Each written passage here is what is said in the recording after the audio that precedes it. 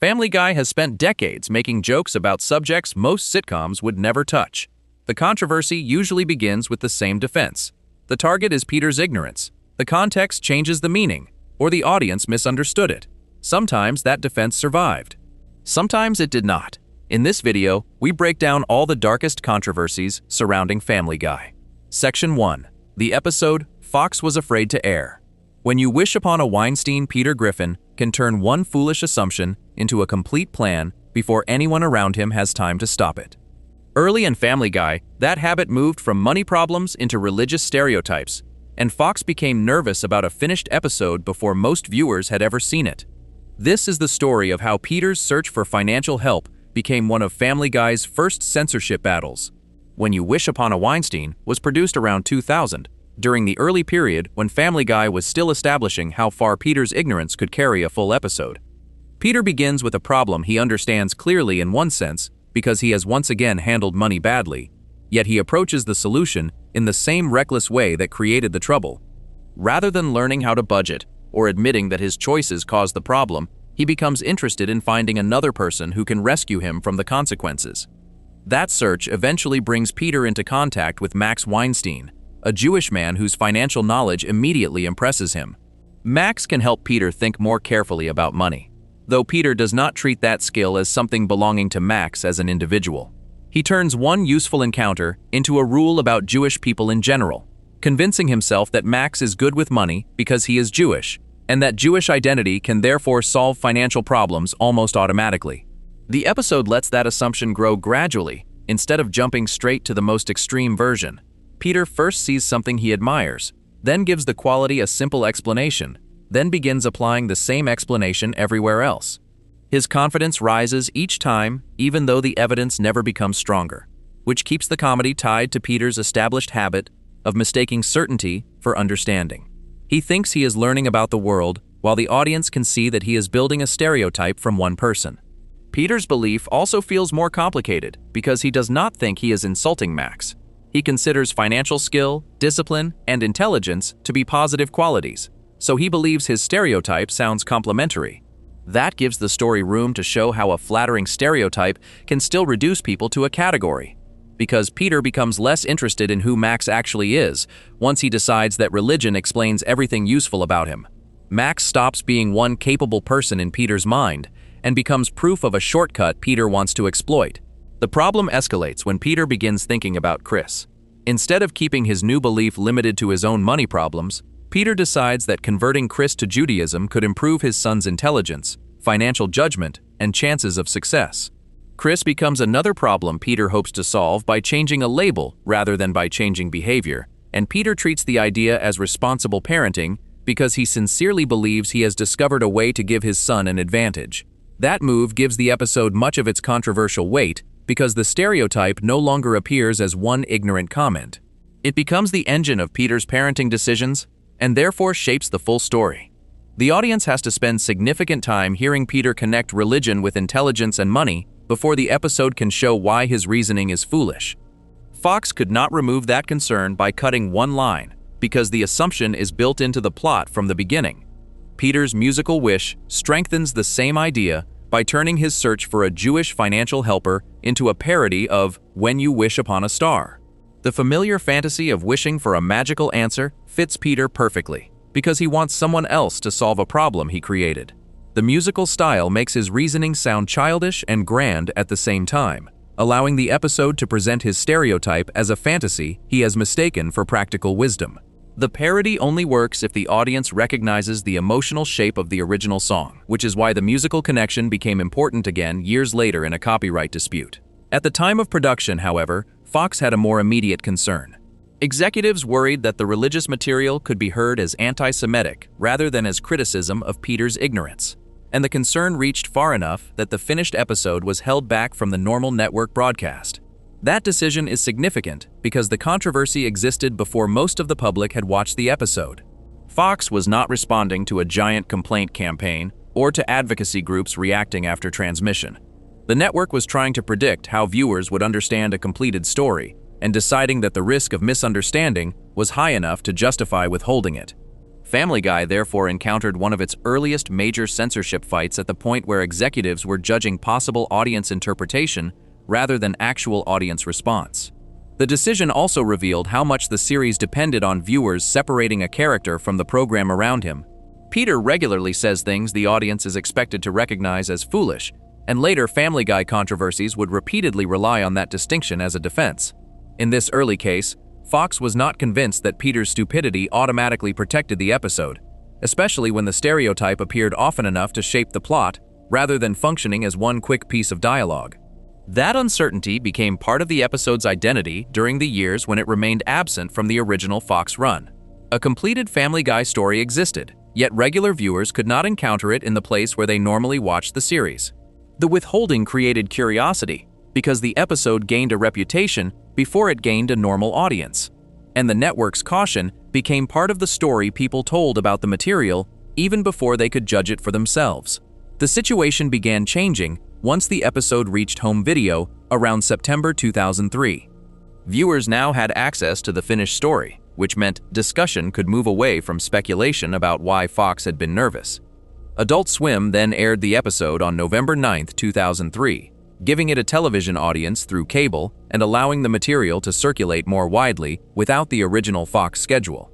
The feared episode was no longer hidden, even though the network that produced the concern had still not broadcast it. Those releases changed the conditions surrounding the controversy, because Family Guy had become easier for audiences to understand as a style.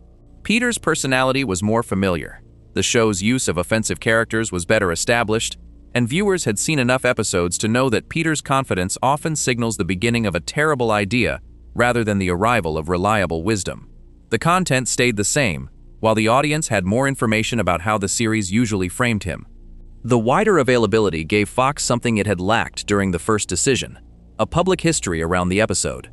By the time Fox returned to the episode, it had already circulated through home video and cable, so the material was no longer an unseen release being considered only in advance. Fox finally aired When You Wish Upon a Weinstein on December 10, 2004. The reversal became the strongest point in the original censorship story because Peter's stereotypes, the attempted conversion of Chris, and the musical parody were still central to the episode. Fox had once decided that the completed material was too risky for its schedule, then later concluded that the same story could be broadcast after years of audience familiarity and alternative distribution had changed the surrounding context. Nothing about that reversal proves the first executives were irrational, because television networks make decisions under different pressures at different times. The more useful point is that the meaning of risk changed even while the episode stayed largely the same. In the beginning, Fox saw an untested story that might be interpreted as anti-Semitic. Years later, Fox saw an episode audiences had already encountered elsewhere and a show whose central character had become much easier to read. The withheld status may even have strengthened the episode's reputation because being the Family Guy story Fox was afraid to air gave viewers another reason to seek it out. An ordinary episode can disappear into a long season, while a withheld episode arrives with a built-in question about what made executives nervous. The attempt to contain controversy therefore helped turn the story into a piece of Family Guy history that remained interesting after the specific scheduling decision had changed. The sequence of releases also changed who was responsible for explaining the episode. While Fox kept it off the original schedule, the network could point to caution as the reason viewers had not seen it. Once home video and Adult Swim made the story available, the episode had to stand on its own before audiences who could compare Peter's behavior with the show's wider pattern. By the time Fox finally aired it, the question had shifted from predicted misunderstanding toward how the material had actually survived outside exposure. The musical parody later created a second conflict that was separate from the original religious controversy, but still depended on the same issue of context.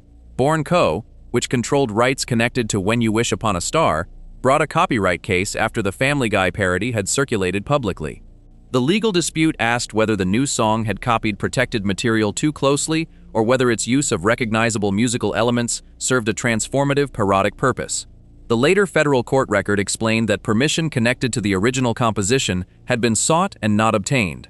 Composer Walter Murphy then created music that still made the reference recognizable enough for the joke to function, because Peter's wish needs the audience to hear the connection between an innocent fantasy song and his offensive belief about Jewish people. The similarity was therefore part of the mechanism, rather than an accidental resemblance the production tried to hide. In March 2009, the Federal District Court ruled in favor of the Family Guy defendants and found the use protected as fair use. The court considered the way the familiar song had been transformed by Peter's stereotypes, and accepted that the parody could be understood as ridiculing the kind of racial and religious thinking Peter had embraced. The ruling answered a copyright question, rather than deciding whether every viewer should enjoy the scene, but it still required the court to identify the purpose behind the joke. That legal result creates a useful callback to Fox's original fear, because both decisions depended on who the audience was supposed to understand as the target. Fox had worried that viewers might hear Peter's assumptions more strongly than the criticism around them, while the later court analysis accepted that the song used those assumptions to ridicule Peter's categorical thinking. The institutions were answering different questions, but the same problem of interpretation sat underneath both. Peter never develops the kind of careful understanding that would make the story feel like a formal lesson. He still wants shortcuts, and Max remains useful to him, partly because Peter refuses to learn the slower habits that would solve his money problems more honestly. That choice keeps the character consistent with Family Guy's normal reset, while allowing the episode to expose the weakness in his logic through the consequences of how far he takes it. The story also becomes an early example of how controversy can create several different versions of the same episode. There is the story the writers made, the version Fox executives feared audiences would see, the version viewers finally encountered on home video and Adult Swim, the version Fox later decided was acceptable, and the version a federal court eventually examined for copyright purposes. The animation stays largely fixed while the institutions around it keep changing the question being asked. That pattern matters for the larger video, because later Family Guy controversies repeatedly follow the same basic route. The series presents offensive material inside one intended context, then other people decide whether that context is enough. Networks think about broadcast standards, advocacy groups think about social harm, advertisers think about association, regulators think about law, families think about personal loss, and courts think about legal rights. The show can explain what it meant, but it cannot force every outside group to use the same framework. One reason the episode remains useful as an opening controversy is that none of the later institutions needed to change Peter for their concerns to become different. Fox cared about whether the stereotype could survive broadcast context, viewers gained more familiarity with Peter over time, and the court later focused on whether the musical borrowing transformed the original song. Each stage looked at the same basic material through another set of rules, which is why the episode became a much better example of controversy than a simple list of offensive jokes would suggest. The final image therefore returns to Peter looking toward a star and hoping that another person can provide a magical answer to problems he created himself. His wish is simple, while the episode takes years to move through network refusal, home video, cable television, Fox broadcast, and federal court. Peter wants one solution that works immediately, while the history around his episode becomes an early lesson in how many different meanings can attach themselves to a Family Guy joke once other people begin deciding what they believe the joke is doing. Before we move on, if you're enjoying this analysis, please consider subscribing. It helps the channel tremendously. Fox's first major problem was whether Peter's ignorance gave viewers enough context to understand the target. A few years later, the network would make that defense openly, when a cheerful hospital song about AIDS brought criticism from organizations working directly with people affected by the disease. Section 2. The joke Fox defended. The Cleveland Loretta quagmire. Peter often treats social situations like problems he understands better than everyone else, even when his solution makes the situation worse. During one hospital flashback, that confidence turns an AIDS diagnosis into an upbeat performance, and the short scene reaches far beyond Peter's usual bad judgment. This is the story of how one musical gag created a public disagreement over what Family Guy expected people to laugh at. The Cleveland Loretta quagmire originally aired on June 12, 2005, and most of its main plot concerns the collapse of Cleveland's marriage after Loretta's affair with Quagmire becomes known. The AIDS sequence appears during a smaller conversation about Peter's supposed ability to handle difficult social situations, which lets the show move into a flashback where his confidence can be tested immediately.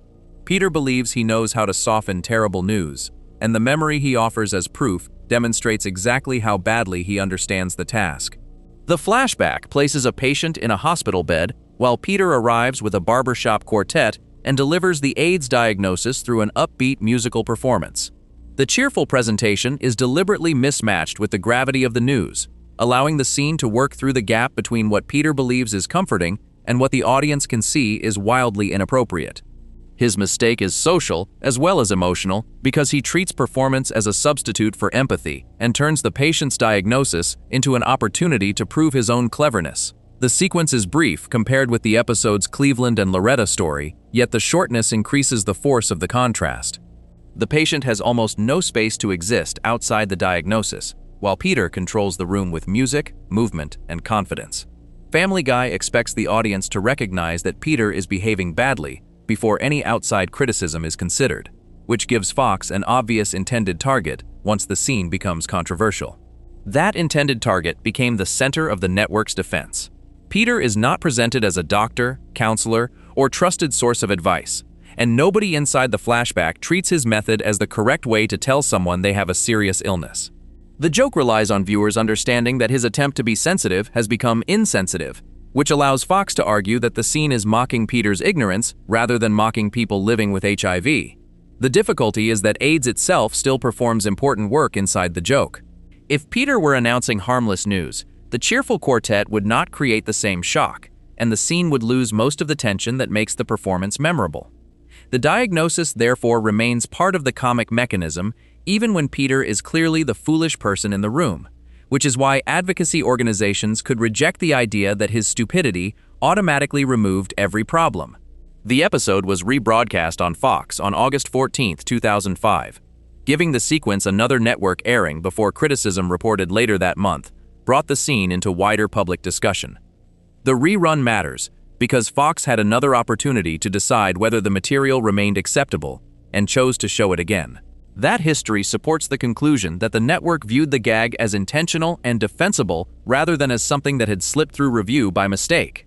AIDS Project Los Angeles criticized the scene and focused on the stigma surrounding HIV and AIDS, while other organizations working with affected communities also objected. Their responses carried a different kind of authority from ordinary television criticism, because these groups dealt with the medical, social, and emotional consequences of the disease in the real world. They could recognize Peter as an ignorant character and still believe the diagnosis had been used in a way that encouraged audiences to treat a serious subject too casually. The AIDS Foundation of Chicago offered a more qualified reaction, acknowledging that dark humor can exist around difficult subjects, while still warning that audiences may not always receive the intended message exactly as creators expect. That distinction is important because it prevents the backlash from being flattened into one unified community response. Organizations serving similar populations can agree that stigma matters, while reaching different conclusions about whether one television joke crosses a line. The AIDS Institute and ActionAIDS also criticized the sequence and sought an apology, which broadened the dispute beyond one local organization. Their objections showed that the concern was not limited to people disliking Peter personally or misunderstanding that he was supposed to look foolish. The deeper issue involved whether a stigmatized diagnosis could be placed inside a cheerful performance without reinforcing the idea that the disease itself was available as an easy comic shock. Fox spokesman Stephen Melnick answered the criticism by explaining that Peter's ignorance was the target. The network's position was straightforward, because the flashback is introduced as evidence of Peter's social skill and then demonstrates that his idea of sensitivity is disastrous. From Fox's perspective, viewers are meant to laugh at how badly Peter handles the situation, which makes the barbershop performance an example of character comedy rather than a statement that AIDS should be treated lightly. That defense follows the same structure that had surrounded When You Wish Upon a Weinstein. In both cases, Family Guy places an offensive idea or behavior inside Peter and relies on his established stupidity to tell the audience how to interpret it. The difference is that Fox had withheld the earlier religious episode before most viewers could react, while here, the network aired the scene, reran it, and then publicly defended the intended target once advocacy groups objected. The disagreement becomes more interesting when the history of HIV and AIDS stigma is considered. By 2005, people living with HIV had already spent decades confronting fear, discrimination, false beliefs about transmission, moral judgment, and stereotypes connected to sexuality and drug use. A short cartoon scene therefore entered a subject that carried social consequences far beyond the patient's hospital room, and the organizations criticizing it were responding from experience with those consequences rather than only from a general preference for polite comedy. That context does not prove the scene caused measurable harm, and no specific increase in stigma has been established from the broadcast itself. It does explain why advocacy groups were unlikely to accept intention as the only relevant question. A network can describe what a writer wanted the audience to laugh at, while people affected by the subject can describe what they believe the joke still asks the disease itself to contribute. The scene contains more than one possible source of laughter, which helps explain why the argument could remain unresolved. A viewer can laugh because Peter is socially incompetent, because the cheerful music is inappropriate, because the scene arrives unexpectedly, or because a serious diagnosis has been placed inside a style normally associated with light entertainment. Those reactions can overlap, and a network cannot identify the exact reason each person laughs simply by explaining the intended structure afterward. The patient's limited role adds another layer because he functions mainly as the person receiving information rather than as a character with a developed perspective. Peter dominates the scene, and the diagnosis dominates the patient, which means the audience spends much more time experiencing Peter's performance than considering the person being told the news. That imbalance is part of why the scene works quickly, but it also helps explain why organizations centered on patients could experience the joke differently from viewers centered on Peter. Family Guy had also become a different television property by 2005. The series had returned from cancellation with a stronger fan base and a clearer reputation for pushing subjects other sitcoms often avoided. Fox's choice to air, rerun, and then defend the AIDS scene marked a different response from the earlier Weinstein controversy. The public dispute shows how the relationship between Family Guy and Fox had changed since the early Weinstein episode. The network was no longer treating every controversial subject as something that might need to disappear before broadcast. Instead, Fox could allow the material to air and then explain why it believed viewers should read the joke one way rather than another, making interpretation part of the network's public role around the series. That confidence still had limits because the response from AIDS organizations demonstrated that character framing could not control reception completely. Peter's ignorance may be obvious, yet the subject carries meaning that existed before Family Guy used it. The network can choose a target, while viewers bring personal histories, cultural memory, and professional experience that affect which part of the scene feels most important. Seth MacFarlane's earlier creative work gives the controversy another useful piece of background. His Rhode Island School of Design project, The Life of Larry, contained an AIDS-related joke involving Philadelphia, showing that taboo medical subjects were part of his comic instincts before Family Guy became a network series. The earlier joke offers no proof of one fixed motive behind the 2005 scene. It still shows continuity in the kinds of uncomfortable subjects he was willing to use. The difference between a student project and a Fox broadcast is scale. A limited film can be provocative without producing the same public response that follows when a primetime network series reaches millions of homes. Once Family Guy became widely distributed, a brief hospital gag could require statements from a network spokesman and responses from organizations across different cities, turning a few seconds of animation into a discussion involving people who worked directly with the disease. Scale also changes how context travels. Regular Family Guy viewers may know Peter well enough to understand that his confidence usually means the opposite of competence, while a person encountering the clip through news coverage may see only the hospital performance. The more a controversial scene circulates outside its episode, the more the show depends on information that may no longer be present in the fragment people are discussing. The public exchange also shows how little control a network has over the emotional history an audience brings into a scene. Fox could explain Peter through the writing, but it could not remove the real experiences AIDS organizations carried into the discussion. Their objections came from years of dealing with stigma, fear, treatment, and public misunderstanding. So the same short performance could land differently for people whose work centered on the disease. That problem would become much more obvious in later controversies involving promotional footage and manipulated online clips. But the AIDS scene already contains the basic pattern. Fox explains the joke through Peter's established ignorance, while the critics respond to the material that appears directly on screen. The wider the scene travels, the harder it becomes to guarantee that every viewer is carrying the same character history into the moment. No court or regulator issued one final judgment establishing what the hospital scene meant, and no formal process forced the episode out of circulation. Fox kept the episode and its defense, while the organizations that criticized the sequence kept their objections. The controversy therefore ends without the kind of institutional resolution that would later appear in copyright litigation, FCC campaigns, or network refusals. That unresolved status matters because it demonstrates one of the central patterns in Family Guy's history. The show often has a clear explanation for why a dark joke was written, yet that explanation exists beside reactions from people who believe the subject itself changes what the joke does. Intent can clarify the structure without becoming a command that every audience member must follow.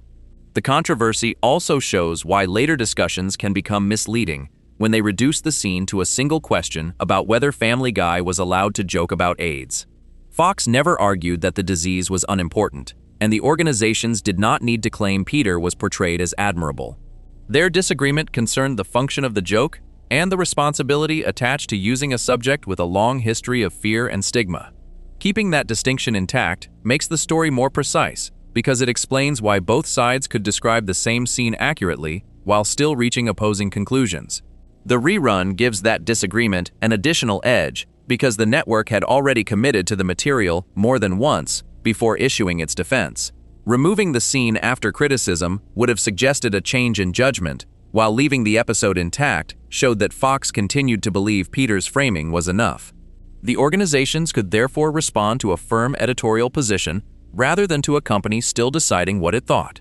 And the absence of an apology left the public argument open rather than closing it through a negotiated response. Peter remains the key to the scene because the flashback is supposed to prove that he understands how to communicate terrible information.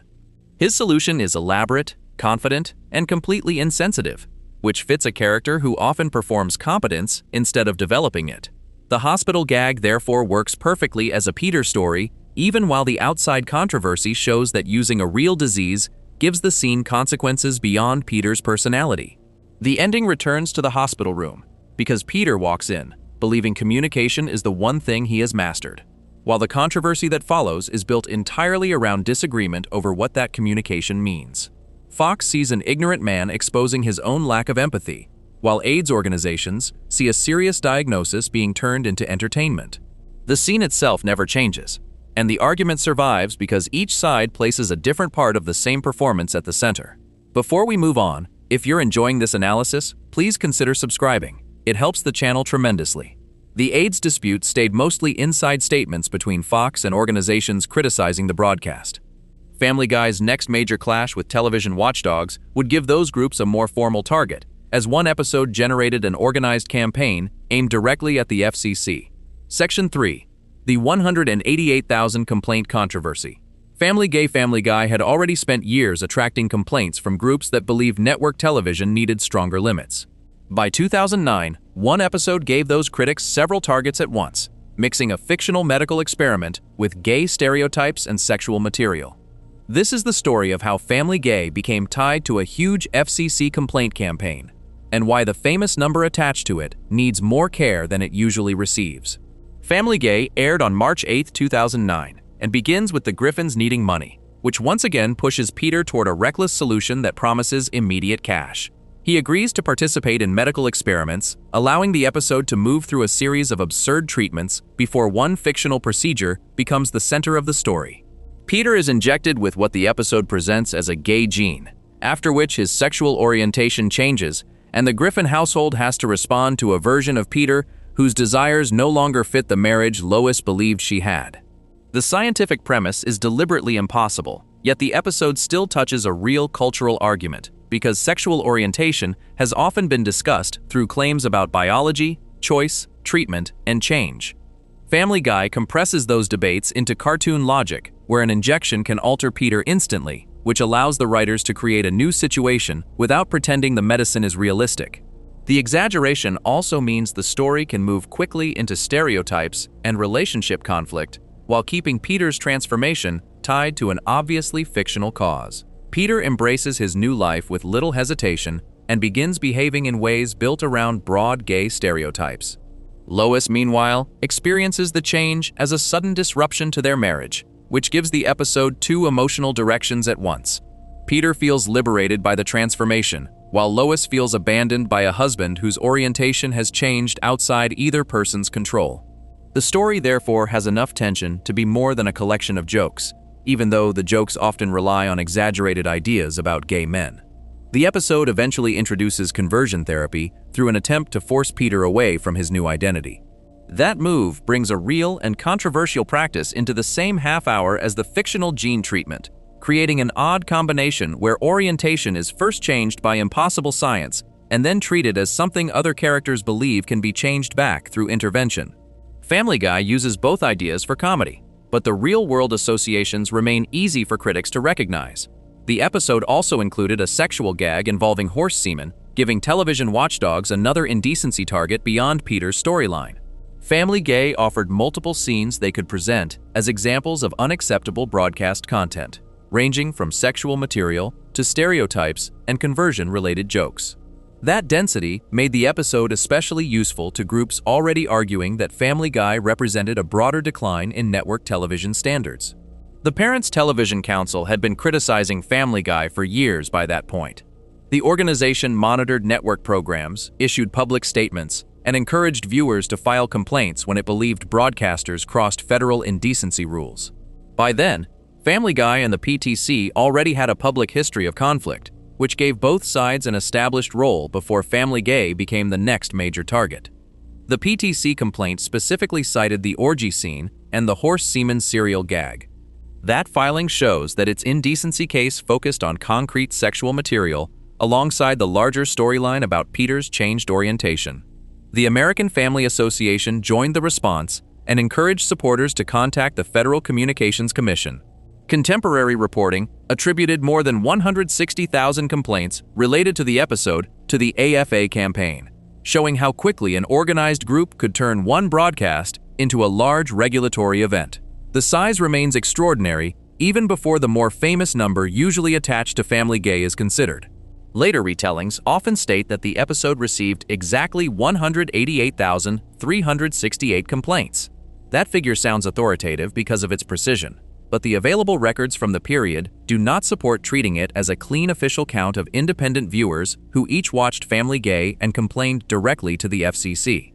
Contemporary reporting from the same period more clearly supports over 160,000 episode-related complaints associated with the AFA campaign, while FCC statistics separately show 179,997 indecency complaints during March 2009 overall. Those numbers still prove that the backlash was enormous. The important correction concerns what the total can tell us. An organized complaint campaign measures individual reactions, but it also measures the ability of advocacy groups to mobilize supporters quickly by giving them a clear reason, process, and destination for their anger. The number therefore reflects both audience objection and organizational power. That distinction matters because complaint totals are often treated as though they were public opinion polls. They are not random samples of everyone who watched the episode, and the people filing them may already be connected to organizations opposed to the program. The submissions remain real actions by individuals, while the campaign structure explains why so many people took the same kind of action around the same broadcast. The FCC's role also needs careful separation from the role of the organizations. Viewers can submit indecency complaints and ask the commission to review broadcast material, but receiving a complaint does not automatically mean the program violated federal law. The agency must apply legal standards to the actual broadcast before penalties can follow, which means a large complaint count represents pressure on the system rather than a verdict by itself. The FCC's published indecency enforcement records do not show a Family Guy-specific notice of apparent liability.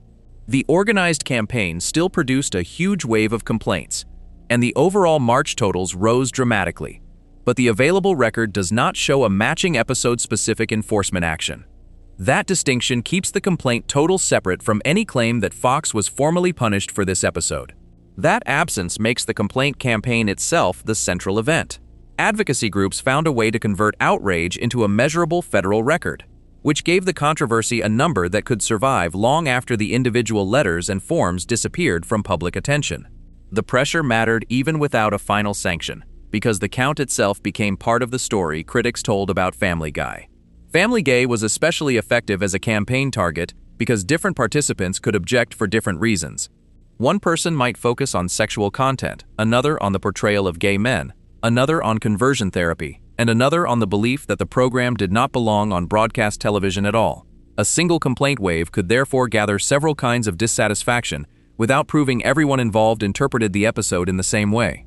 The episode's own structure encourages that variety because it does not offer one simple message about sexuality. Peter is happy during parts of the transformation. Lois feels genuine pain over the marriage. Conversion attempts are treated as ridiculous, and the fictional Gene premise treats orientation as something that can change instantly. Different viewers can place different weight on those elements and still describe scenes that are actually present. That complexity disappears when later summaries reduce the controversy to a claim that almost 200,000 people complained because Family Guy made Peter gay. The more accurate story is about how a specific episode became useful to existing advocacy networks, how those networks moved supporters toward the FCC, and how the resulting complaint wave was later compressed into one dramatic number. The machinery of the backlash is more revealing than the statistic alone. The campaign also shows how media organizations and advocacy groups can create feedback around each other. The PTC and AFA could present Family Guy as evidence that television standards were collapsing, while the series already had a public image built around pushing subjects other network sitcoms avoided. Each new clash reinforced those opposing identities, which made the next confrontation easier to anticipate and publicize. That relationship does not make the complaints insincere. People can object to a program while participating in an organized effort, and Family Guy can write provocative comedy while knowing controversy may attract attention. The complaint number still cannot be understood without the structure that helped produce it, because organization turns scattered reactions into visible political pressure. The campaign also shows why later summaries can make regulatory pressure look simpler than it was. A large complaint total creates the impression of one unified reaction, while the actual process gathers people who may object to different scenes for different reasons. The FCC receives those submissions inside the same system, so the public number becomes cleaner than the motives behind it, which helps explain why Family Guy became easier to remember as a statistic than as several separate objections. The regulatory setting also changes the stakes from the AIDS dispute. AIDS organizations criticized Fox publicly and argued over social harm, while the Family Guy campaign moved the complaint into a federal system capable of investigating broadcasters. Even without an identified penalty, the existence of that formal path changes the nature of the controversy because the network now faces more than reputational criticism. The episode remained part of Family Guy's catalog, which shows that massive complaint volume did not automatically remove it from circulation. Fox did not respond by erasing the broadcast from the show's history, and the controversy became another example of the series surviving an organized challenge. That survival is important because later retellings can make the complaint total sound like the beginning of a legal crisis that ended with punishment, when the available record supports a more limited outcome. The number nevertheless outlived most of the details. People who do not remember the episode's plot may still remember that Family Guy generated a six-figure complaint controversy, which demonstrates how statistics can become symbols detached from the process that created them. Once a number is repeated often enough, the precision begins to feel like evidence, even when the sourcing behind the exact figure becomes difficult to trace. The scale is already clear from the more than 160,000 complaints tied to the organized campaign and from the March FCC total. The stronger point is how organized mobilization turned one episode into a federal complaint event, while the exact final digit in later retrospective totals remains less secure. Peter's fictional transformation also mirrors the outside controversy in an unexpected way, because the episode keeps changing what kind of story it appears to be. It begins as another desperate money scheme, becomes a sexuality plot, moves into marriage conflict, adds conversion material, and then becomes the focus of a federal complaint campaign. Each stage adds a new audience with another reason to care about the episode. The complaint form becomes central to the controversy because it turns personal reaction into something countable and durable. A viewer watches a scene, receives encouragement from an organization, and sends a formal complaint into a system where thousands of similar submissions can be added together. That process converts culture into paperwork, and the paperwork later becomes culture again once the total is used to describe how controversial the episode was. The complaint totals also need one final limit. Neither 160,000 nor 188,000 can be treated as 160,000 or 188,000 independent conclusions about the exact same joke. People can submit similar forms for different reasons, and organized campaigns can provide shared framing. The total measures action, while the motivations behind that action remain more varied than one headline can show. Family Guy therefore represents an important change in who gets to shape the meaning of Family Guy controversy. The writers create the story, Fox broadcasts it, advocacy groups identify the material they want supporters to challenge, and the FCC becomes the destination for the response. The audience is no longer only receiving the episode because organized viewers are being asked to act on it through a government process. The episode's place in the wider video also shows how quickly controversy can grow from interpretation into infrastructure. When You Wish Upon a Weinstein involved network fear, and the AIDS song involved advocacy criticism after broadcast. Family Guy adds mailing lists, campaign organizations, complaint forms, and federal statistics, giving outside opposition a much more visible structure. That structure explains why the famous number survived, even though the exact sourcing became less clear over time. Numbers feel concrete, especially when they are large and precise, so later writers naturally repeat them as shorthand. The more responsible ending keeps the scale, while restoring the context that made the scale possible. That permanent record also changes the way later audiences approach the episode because the controversy can arrive before the story. A viewer who has already heard about the giant complaint total may watch Family Guy searching for the moment that supposedly explains all of it, even though the campaign drew on several different scenes and objections. The statistic becomes another layer of context placed around the episode before viewing, which is fitting for a controversy where the public response eventually became almost as famous as the plot itself. The ending ultimately returns to the complaint form because Peter's ridiculous medical experiment lasts only one episode, while the paperwork generated around the broadcast becomes part of Family Guy history for years. The fictional Gene changes Peter for a short time, and the series resets him, but the complaint campaign leaves a permanent number attached to the episode. The show can reset its character, while the public record does not reset nearly as easily. Before we move on, if you're enjoying this analysis, please consider subscribing. It helps the channel tremendously. Family Guy shows how an organized group could speak loudly enough to produce a massive regulatory response. Another controversy became much harder to sort out when Sarah Palin condemned a joke involving Down syndrome, while the actress at the center of that representation had a completely different reaction. Section 4. Sarah Palin, Down syndrome, and the person everyone spoke for. Extra-large medium Chris Griffin's dating life usually creates awkward comedy because Chris has poor judgment and little experience. One date changed that pattern when his new girlfriend had Down syndrome, and a single detail about her family pointed outside Quahog towards Sarah Palin. This is the story of how a fictional relationship became a public argument over disability, political satire, and who had the right to explain what the joke meant. Extra-large medium aired on February 14, 2010, and Chris's story centers on Ellen, a classmate with Down syndrome whom he begins dating during the episode. Family Guy does not write Ellen as a silent symbol whose only purpose is to make Chris more compassionate. She is given her own preferences, opinions, demands, and flaws, which allows her to participate in the same exaggerated relationship comedy that surrounds many other characters in Quahog. Chris is attracted to Ellen and tries to impress her, while the date becomes awkward for reasons that are not limited to disability. Ellen can be blunt, demanding, and difficult, and Chris can be insecure, immature, and eager to please. Their problems, therefore, come from an actual interaction between two personalities rather than from a story where one character exists only so the other can learn a lesson about tolerance.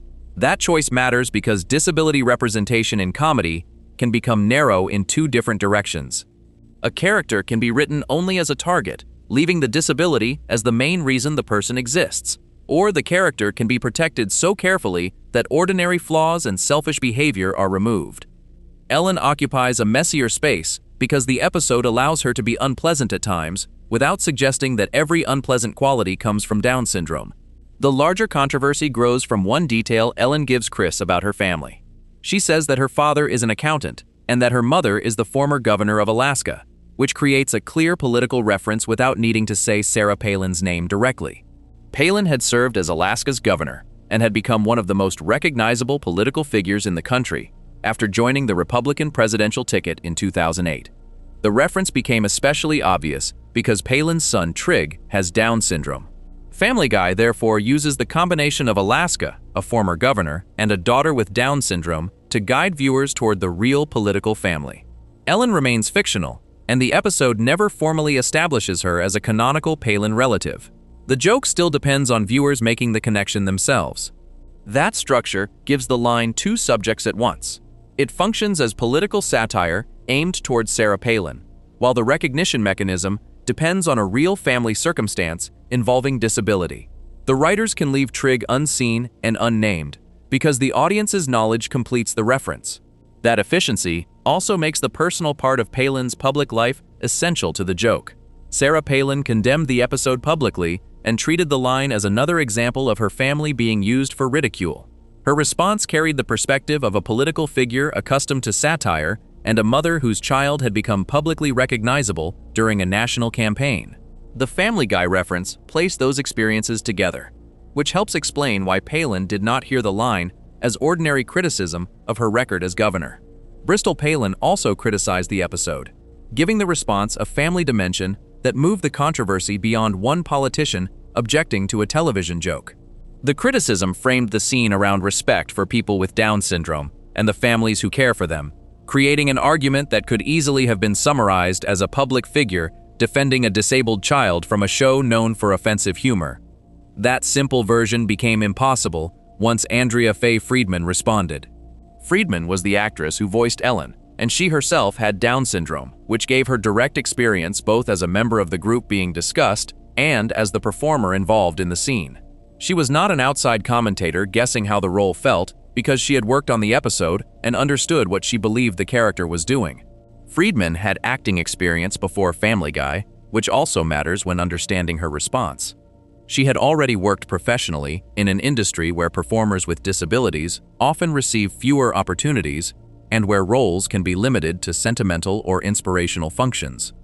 Ellen gave her the chance to play someone romantic, difficult, funny, selfish, and independent enough to create problems for Chris. When Friedman answered Palin's criticism, she made clear that she did not share the interpretation being presented on behalf of people with Down syndrome. She enjoyed playing Ellen and understood the political line as a joke aimed toward Sarah Palin rather than toward Trig. She also rejected the idea that Palin needed to protect her from the episode, which changed the structure of the public argument immediately. Friedman's response prevents the controversy from being reduced to one community condemning Family Guy. The performer at the center of the representation did not see herself as the victim described by critics, while Palin had her own personal reason for hearing the joke differently. Both reactions came from real experience, and neither woman could honestly be turned into the universal voice of every person affected by Down syndrome. Palin's position still deserves to be presented seriously because the joke relied on knowledge about her family that existed outside ordinary political policy. Trag became publicly known because of his mother's campaign, and Palin had already faced jokes, commentary, and speculation involving her children. A comedy writer may see that family knowledge as part of a public figure's cultural image, while the parent may still draw a strong boundary around using a child's disability as the route toward a punchline. Friedman's position deserves equal care, because treating her as unable to judge the role for herself would reproduce the kind of paternalism that disability advocates often challenge. She chose to perform Ellen, understood the joke, and publicly defended her participation. Her response cannot prove everyone with Down syndrome should enjoy the episode. It does show that the group cannot be represented honestly as having one automatic reaction. The characterization of Ellen helps explain why Friedman could feel that way. Ellen is allowed to have desires and bad habits, rather than existing as a lesson in kindness. Chris does not remain interested in her simply because the episode wants him to appear tolerant, and their relationship becomes difficult in the same broad comic style used for other Family Guy romances. Ellen can reject Chris and make demands without the show treating her disability as a reason he must accept everything. That kind of representation can feel refreshing to some viewers because equality in comedy can include the right to be flawed. It can also feel uncomfortable to others when the writing around those flaws uses stereotypes or turns disability into a source of shock. Extra-large medium contains enough of both that one person can value Friedman's agency, while another remains critical of the political line that triggered the controversy. The former governor reference is especially useful for separating those issues because a viewer can appreciate Ellen as a character and still object to the use of the Palin family, or dislike Ellen's portrayal while accepting the political joke. The two questions overlap without becoming identical. Treating them as one argument would hide the fact that the controversy involved both representation inside the fictional story and satire directed toward a real person outside it. Friedman's participation also changed what complete coverage required. Once she spoke publicly, any account focused only on Palin's anger would leave out the person who actually performed Ellen and who had Down syndrome herself. Her response left the family's objection intact while forcing the discussion to include her agency and showing why people connected to the same disability could experience the same joke differently. The media attention naturally centered on Palin because she was the larger public figure, which created the risk that Friedman's role would become secondary even though the argument concerned a character she actually performed. Her response pushed her back into the center and forced coverage to include the perspective of someone with Down syndrome who did not want her work described only through offense. Friedman's response changed the public argument in a way Palin's criticism alone could not. Debates about representation can begin with people speaking for a group, then become more complicated when members of that group disagree about what respectful treatment looks like. Friedman did not ask everyone to adopt her reaction, while her presence made it impossible to pretend the subject had one simple answer. Palin and Friedman also approached the joke from different relationships to the material. Palin was the person being referenced through a family detail, while Friedman was the person giving the fictional character a voice. One experienced the line as a political and personal target, while the other experienced the episode as professional participation in comedy. Their positions were therefore shaped by different parts of the same scene. Chris almost disappears once that real-world argument begins, even though his date provides the fictional structure that makes the controversy possible. Inside the episode, he is trying to understand whether he and Ellen actually work as a couple. Outside the episode, Ellen becomes a symbol in a discussion about disability, politics, family privacy, satire, and agency that is much larger than Chris's relationship problem. That gap between the fictional and public story reflects the larger pattern of Family Guy controversy. The writers create one short line to add a political joke to a dating episode, while people outside the show bring identities and relationships that give the line more weight than it carries inside Quahog. The scene can be brief in television time and still produce a long argument, because the public context is doing work the episode itself does not need to explain. Neither response can stand in for every person with Down syndrome. Palin can describe why the use of her family hurt or angered her, while Friedman can describe why she enjoyed the role and did not share that judgment. Treating either reaction as universal would erase the limits of each perspective and flatten the disagreement that made the controversy unusual. No formal legal ruling settled the dispute, and the episode remained part of the series. The aftermath therefore lives mainly in the public statements and in the way later discussions of extra-large medium almost always include both Palin and Friedman.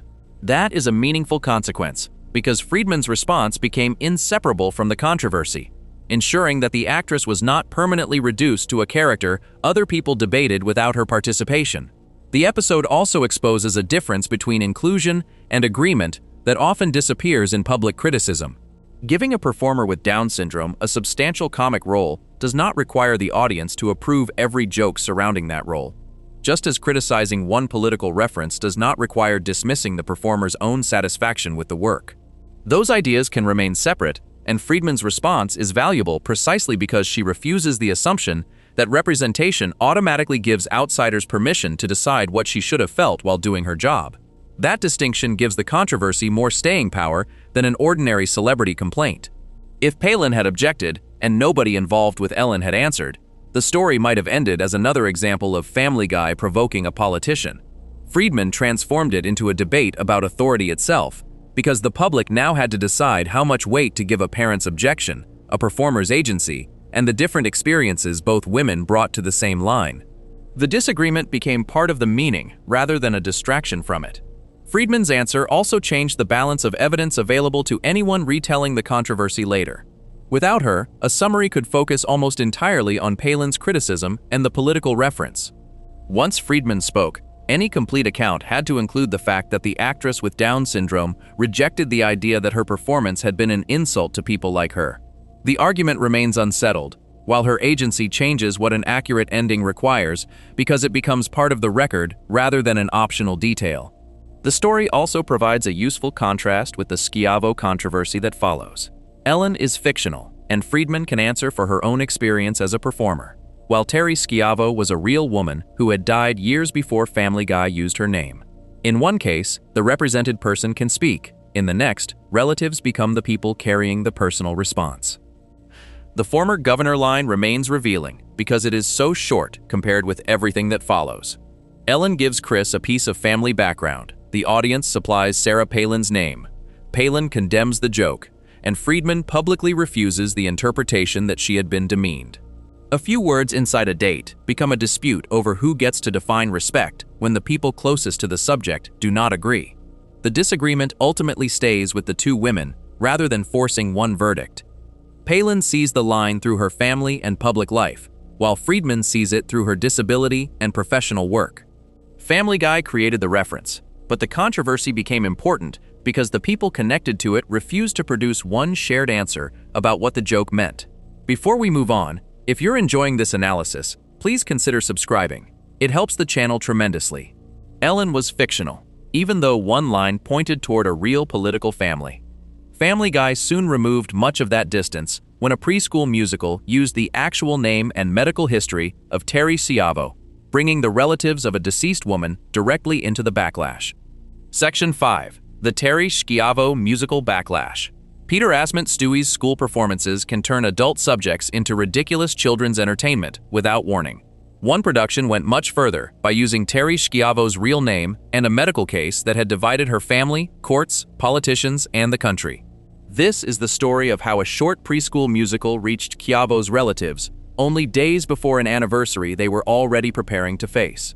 Peter Asment aired on March 21, 2010, and the controversy appears near the beginning, through a school performance involving Stewie, rather than through the main workplace story that gives the episode most of its running time. Peter and Lois attend the production while young children perform material built around Terry Schiavo, using her real name and the public medical dispute surrounding her as the subject of a bright stage musical. The scene depends on viewers recognizing the name quickly enough that Family Guy does not need to stop and explain years of legal history before the joke works. That recognition came from one of the most heavily covered end-of-life disputes in modern American politics. Schiavo suffered cardiac arrest in 1990 that caused severe brain injury and left her dependent on artificial nutrition and hydration. Her husband, Michael Schiavo, and her parents, Bob and Mary Schindler, later became locked in a long legal conflict over whether that treatment should continue, and the disagreement expanded far beyond the family as courts and political officials became involved. The case developed over many years, which is important because the public version of Terry Schiavo was created gradually through repeated news coverage rather than through one brief event. Florida courts reviewed the dispute, state officials entered the political fight, Congress later acted, and federal courts considered later efforts to intervene. By the time the national controversy reached its final phase in 2005, Schiavo's name had become connected to arguments about medical decision-making, marriage, disability, religion, parental rights, and government power. The language used to describe her condition was itself contested during the public fight, and the strongest political claims from either side remained disputed. The narrower facts are well established. Schiavo had suffered severe brain injury, was receiving artificial nutrition and hydration, became the center of years of litigation over whether treatment should continue, and died on March 31, 2005, after the feeding tube was removed following the court process. Family Guy returned to that public history almost 5 years later by turning the case into a children's musical. The humor depends heavily on contrast because a preschool performance normally suggests simple songs, costumes, and harmless subjects, while the Schiavo case involved severe injury, medical treatment, litigation, and death. The more serious the real history feels, the more inappropriate the bright school format becomes, which means the joke relies directly on the weight of the subject it is parodying. The musical also compresses years of conflict into a few minutes. Court hearings, medical arguments, political interventions, protests, and family disagreements become cultural knowledge the audience is expected to bring with them. Family Guy can move quickly because the name already functions as shorthand, but that efficiency also means Terry Schiavo is represented mainly through the most painful public chapter of her life rather than through anything about who she was before the medical crisis. That difference became central once her family responded. Peter Asment aired on March 21st, and members of the Schiavo family publicly criticized the episode on March 24th. The 5th anniversary of Terry's death was approaching on March 31st, placing the broadcast and the backlash inside a 10-day period that already carried personal meaning for the people closest to her. There is no evidence the writers deliberately selected the date to intensify that pain. The chronology still helps explain why the family's reaction arrived with particular force. Bobby Schindler, Terry's brother, became one of the clearest voices in the response. He criticized the way the show used his sister and objected to what he saw as ridicule involving people with severe cognitive disabilities. His position came from a relationship no television audience could share because the public knew Terry through a famous case, while Schindler knew her as his sister before the case, during the legal fight, and through the years when the family remained at the center of national attention. That human connection makes the controversy different from the earlier dispute around extra-large medium. Andrea Faye Friedman could answer directly as the performer behind Ellen and describe how she experienced a fictional role, while Terry Schiavo had died 5 years before Peter Asmund aired. She could not respond to Family Guy herself, so the relatives who had already spent years watching strangers argue about her life became the people able to answer the cartoon. For the family, the scene could therefore feel like another stage in a long process where Terry had been transformed from a person into a public symbol. Politicians had used the case to argue about government intervention, legal advocates had used it to discuss medical rights, religious groups had connected it to moral questions, and activists on several sides had treated her circumstances as evidence for larger causes. Family Guy arrived later and used the same public recognition for comedy, which meant the family was again seeing her name serve a purpose, created by people who had never known her personally. The show's use of a school musical makes that transformation especially visible. Young children turn the public case into entertainment, while Peter and Lois watch from the audience, and the episode then moves on to unrelated material. Television time makes the entire subject temporary, because the story can leave the school once the number ends, while the people connected to the real case cannot move through their own history at the same speed. That contrast explains why the family's criticism does not require a claim that Schiavo had become legally untouchable as a public reference. Family Guy could use a nationally famous case as material for satire or dark comedy, while the relatives could still experience that use as deeply personal. The public had gained cultural familiarity with Terry's name, but cultural familiarity does not erase the private relationships that existed before the name became national shorthand. The family also discussed ways of pressuring Fox and the company's advertising around the series. That response is important because it shows another route controversy could take when there was no obvious legal mechanism for stopping the broadcast. Critics could contact sponsors and ask whether brands wanted to be associated with the material, creating economic pressure around a program even when the speech itself remained protected. Fox declined to comment publicly when the family challenged the episode. The Schiavo family then called for disability rights and pro-life groups to join the protest and pursued the program's sponsors, urging advertisers to withdraw support. The backlash therefore moved beyond a family statement into an organized effort aimed at both Fox and the companies financially supporting the broadcast. The sequence is brief enough that its structure can be understood without repeating the musical line by line. Stewie's school turns a real medical and legal case into a cheerful production, and the contrast does most of the work. The scene remains clear through the setup itself. A preschool performance uses Terry Schiavo's name and public medical history as the source of dark comedy. The preschool setting also fits Family Guy's wider style because the series often places adult subjects beside characters or spaces associated with childhood. Stewie speaks with an intelligence far beyond his age. School events become opportunities for adult satire, and familiar family settings can suddenly contain political or sexual jokes. The Schiavo musical uses that same method, but the real person behind the reference gives the mismatch a different kind of consequence. The timing around the 5th anniversary adds a human detail that cannot be replicated by a generic celebrity joke. To much of the television audience, Schiavo belonged to a major news story from several years earlier, which created enough distance for the name to function as cultural history. To her family, March 31 remained the date she died, and the episode arrived while that anniversary was approaching again. The same amount of time, therefore, created distance for one audience and continuity for another. The family's reaction also shows how a public case can remain emotionally current long after the wider audience begins treating it as history. By 2010, many viewers knew Terry Schiavo mainly through old news footage and political memory, which made the reference feel distant enough for dark comedy. Her relatives did not receive that same distance simply because 5 years had passed.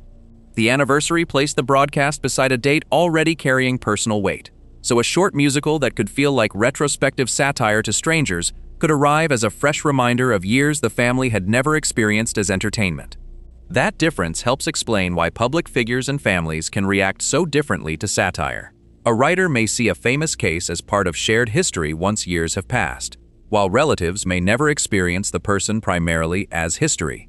The joke works through recognition built from years of national coverage.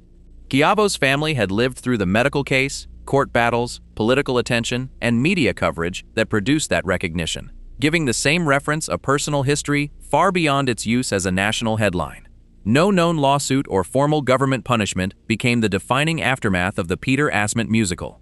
Fox continued carrying Family Guy. The episode remained part of the series, and the controversy survived mainly through the family's public condemnation and through later discussions of how the show handled real suffering. That quieter aftermath is still meaningful because not every controversy needs a legal ruling to change how an episode is remembered. The absence of formal punishment also leaves the emotional disagreement unresolved. Family Guy never receives an official judgment telling audiences how to interpret the musical, while the family's response remains attached to the scene whenever the controversy is discussed. The show can continue, yet the relatives' objection becomes part of the episode's public context in a way the original writers could not control once the broadcast reached them. Bobby Schindler brings the controversy back to the family because his response forces the audience to remember that the public symbol had relatives who knew her before the case.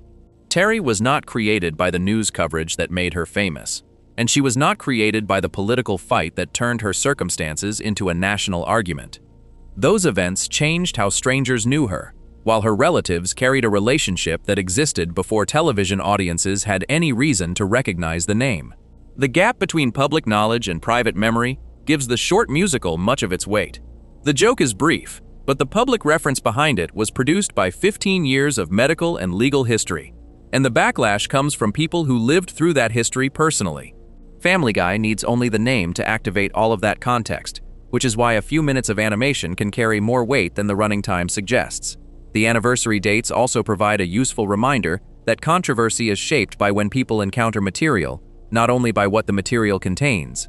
A scene aired in another month might have produced the same basic objection, while the March broadcast placed the family's response immediately beside a date already connected to loss. The chronology offers no proof of writer intent. It still changes the environment in which the joke was received. The school stage captures the central contrast because the children can complete the musical and leave the subject behind within the episode. Their performance reduces a complicated case into a short piece of entertainment, which is precisely the compression Family Guy needs for the joke to work. Schiavo's relatives experience the opposite process because one brief television scene opens years of memory, legal conflict, media attention, and personal loss that cannot be compressed as easily. That contrast also connects back to the wider pattern of context. Family Guy treats Terry Schiavo as a nationally recognizable reference. The family treats her as a person. Advertisers can treat the controversy as a business risk, and viewers can treat the sequence as dark comedy or cruelty, depending on what they bring to it. The writers control the school musical, while the meaning that forms around it belongs to a much larger group of people. The case also marks a shift in the kind of person answering Family Guy. Earlier disputes involved network executives, advocacy organizations, and political figures whose public roles already included media conflict.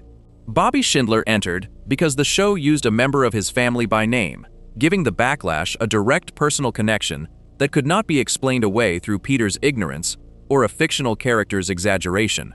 The joke had reached someone for whom the source material was part of family history rather than part of television history.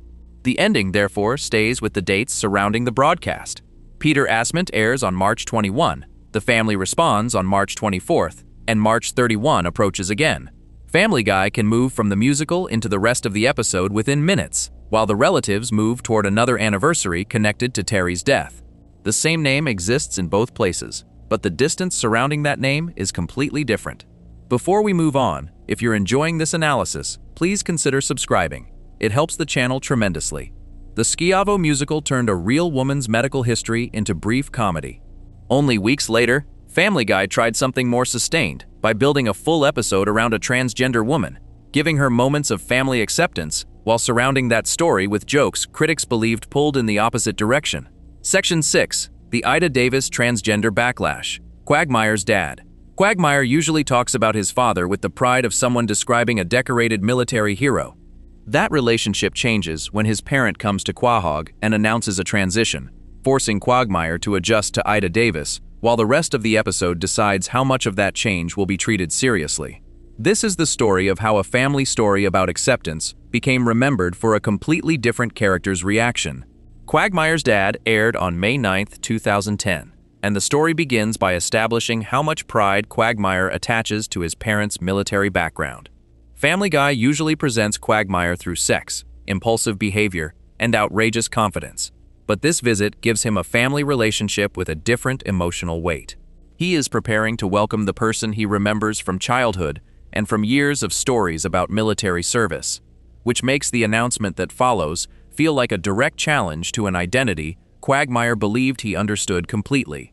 His parent explains that she is transgender and intends to live as a woman, eventually taking the name Ida Davis. Quagmire does not move instantly into calm acceptance because the episode lets him react with discomfort, embarrassment, anger, and confusion. Those reactions are not treated as the final state of the relationship, which gives the story room to show adjustment rather than reducing the transition to one reveal followed by a quick reset. The military history matters because Quagmire's admiration had been built partly around a traditional image of masculinity. Ida's transition, therefore, changes more than the way she dresses or the name she uses in his mind. He has to decide whether the qualities he admired before can still belong to the same person after she begins living openly as a woman, which gives the episode a family conflict with more emotional structure than many of Quagmire's usual plots. As the story develops, Quagmire begins moving toward the idea that Ida's happiness matters, even if the change remains difficult for him personally. The episode does not require Ida to return to the identity Quagmire expected in order to preserve the relationship. That direction gives the plot a sympathetic foundation and helps explain why Seth MacFarlane later appeared confident that transgender viewers would appreciate the story. Ida is also allowed to exist outside Quagmire's reaction. She interacts with other characters, presents herself with confidence, and begins building a life under her new name rather than waiting for her son to decide whether her identity is acceptable. That agency is important because a character written only as a lesson for Quagmire would have much less presence of her own, while Ida becomes involved in a separate relationship that eventually drives the episode's most controversial sequence. Brian has been away during much of Ida's arrival, which means he does not know her history when they meet. He sees Ida as a woman he finds attractive, spends time with her, and eventually has sex with her. The audience knows more than Brian does, creating a delayed reveal where his attraction develops without any disgust, until information about Ida's transition becomes available to him later. That setup gives the writers several possible ways to handle the discovery. Brian could be embarrassed about sleeping with Quagmire's parent, confused about information he did not know, or uncomfortable for reasons connected to the complicated friendship between the characters. Family Guy instead pushes the reaction into extreme physical disgust, making the revelation of Ida's transgender history the trigger for one of the most memorable sequences in the episode. Brian becomes sick, vomits repeatedly, screams, and tries to scrub himself after learning who Ida is and understanding her history. The reaction lasts long enough that the visual disgust becomes much more than one startled expression, and the sequence quickly overtakes the quieter acceptance story in public memory. Critics could point to a prolonged image where learning that a sexual partner is transgender causes Brian to respond as though the encounter has contaminated him. Brian's reaction changes the way the earlier sympathetic material is weighed. Quagmire has already struggled toward a more accepting relationship with Ida, and the episode has given her enough agency to exist outside his discomfort. Brian's discovery then turns the same identity into the basis for extreme revulsion, placing two sharply different emotional messages inside the same half hour. GLAAD responded the day after broadcast and said it shared concerns coming from transgender people about the episode, while indicating that it intended to raise those concerns with Fox. The organization focused on the kind of disgust represented by Brian's reaction and on the broader way transgender identity could become a source of jokes even inside a story the creators considered sympathetic. That response did not require GLAAD to deny every positive element in the episode. An advocacy group can recognize that Quagmire moves toward acceptance while still arguing that the vomiting scene creates a harmful association strong enough to undermine part of that progress. The controversy becomes more accurate when both facts remain visible instead of forcing the episode into one category from the beginning. MacFarlane's comments from before the episode aired make the disagreement especially revealing. He appeared confident that the portrayal would be received positively by transgender viewers, which suggests the creative team believed the family arc would carry the emotional meaning strongly enough to frame the harsher jokes. GLAAD's response showed that at least some viewers and advocates placed greater weight on different scenes. That gap is useful because authorial intention and audience reception do not have to involve dishonesty on either side. A creator can sincerely believe a story communicates acceptance, while an audience can sincerely experience a repeated disgust gag as the stronger message. The disagreement concerns which element dominates, rather than whether one side is inventing material that does not exist. The episode almost creates two opposite journeys around Ida. Quagmire begins with a personal reason to resist and gradually becomes more accepting, while Brian begins with attraction and only becomes disgusted after learning more about her past. The character expected to have the deepest identity conflict moves in one direction, while the character with no earlier family history moves in the other. That reversal may have been part of the intended comedy, especially because Family Guy often builds jokes by pushing characters toward the least graceful possible reaction. The problem for critics is that irony does not remove the image itself. Brian's vomiting still places physical revulsion beside the discovery that Ida is transgender, and viewers do not need to accept the intended reversal as enough to neutralize that association. Family Guy's rapid tonal shifts make the tension stronger. The series can move from sincere conversation into grotesque physical comedy within seconds, which keeps emotional scenes from becoming sentimental for too long. With Ida, that familiar rhythm means the same episode can ask the audience to care about her relationship with Quagmire, and then use her history as the trigger for a long bodily reaction. A defender can point toward genuine, sympathetic evidence. Ida has a name, a personality, confidence, romantic interest, and eventual acceptance from her son, and the story does not force her to reverse the transition to make Quagmire comfortable. A critic can point toward equally genuine evidence where the transition itself becomes comic shock. The episode contains both, which is why reducing the controversy to one side misunderstanding the other would be too simple. Years later, the story entered a different kind of review in the United Kingdom after a BBC Three broadcast led to an Ofcom complaint. In 2016, the regulator concluded that the broadcast had not breached its rules. That decision added an official broadcasting judgment to the episode's history without settling the social disagreement that had begun after the original American airing. Ofcom and GLAAD were answering different questions. GLAAD was concerned with representation and the social effect of jokes built around transgender identity, while Ofcom was applying the standards governing the broadcast it reviewed. A regulator can find no breach while an advocacy organization continues believing the portrayal is harmful, because legal compliance and cultural criticism are not the same test. The Ofcom case also shows how limited the formal regulatory event was. Regulators received one complaint after BBC Three aired the episode at 11:45 p.m. in November, then opened an investigation under the Broadcasting Code. In January 2016, Ofcom concluded that the broadcast did not breach its rules. That decision resolved the standards question for that airing without deciding the broader dispute over how Ida was represented. Years later, MacFarlane said the storyline drew on Steve Callahan's experience with a parent who transitioned and described Callahan as the writer behind it. Published episode credits, however, name Tom Devaney as the writer and Pete Michaels as the director. The later recollection adds context about how MacFarlane remembered the story's origin, while the formal credit remains attached to Devaney. That difference is best left visible rather than forced into one version. Creator interviews can preserve memories about how a story developed, while episode credits record the official writing attribution released with the program. Both pieces belong in the production history, and neither needs to be stretched beyond what the available record can support. The on-screen chronology remains clear regardless of that production dispute. Quagmire admires his parent, learns about the transition, struggles, and begins moving toward acceptance. Ida builds a life under her new name.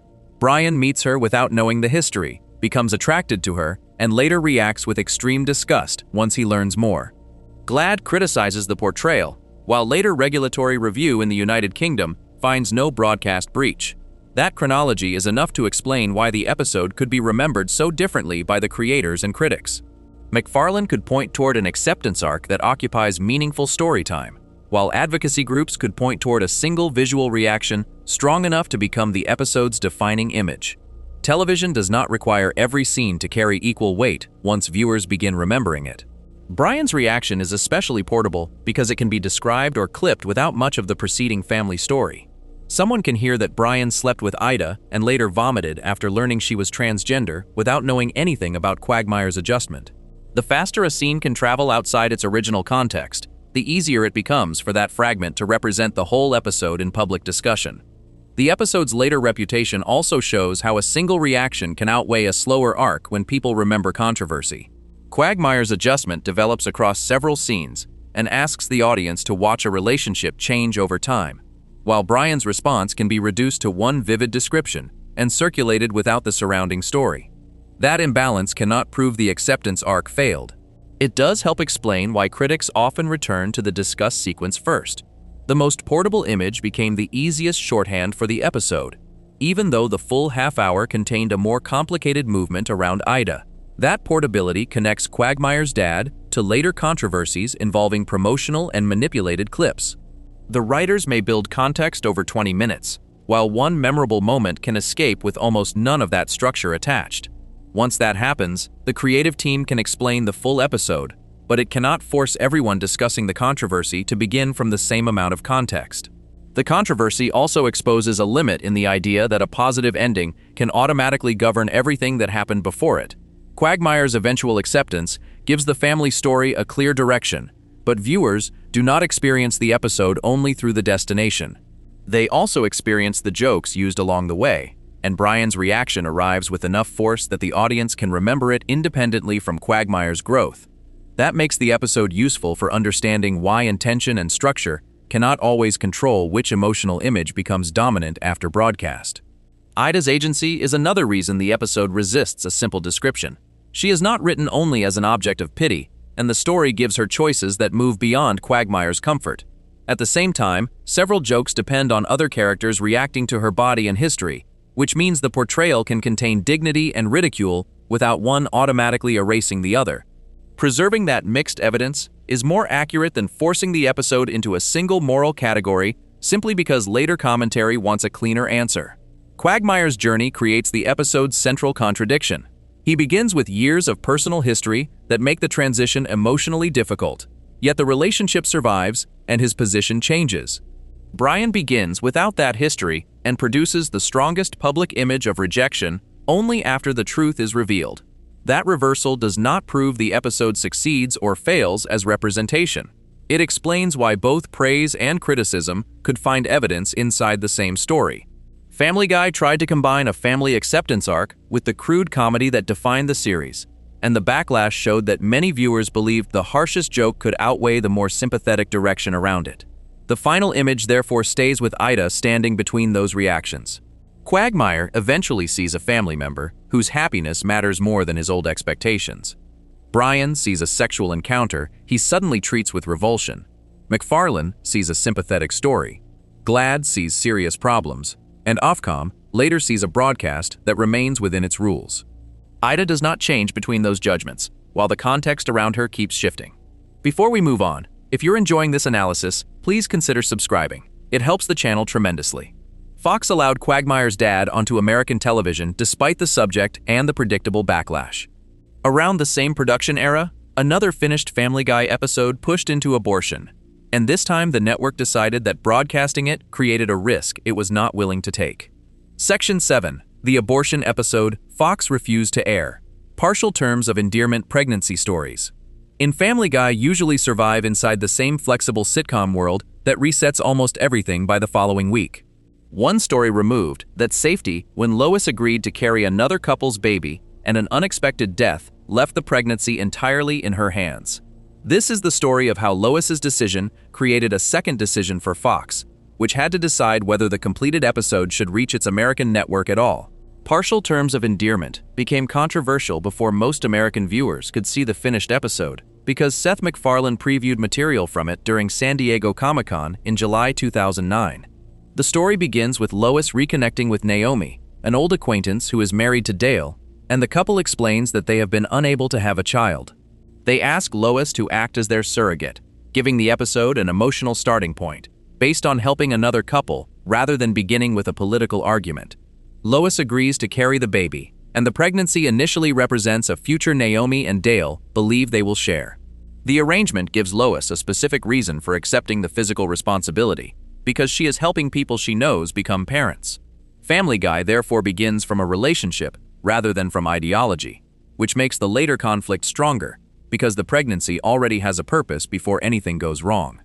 That purpose disappears when Naomi and Dale die in a car accident.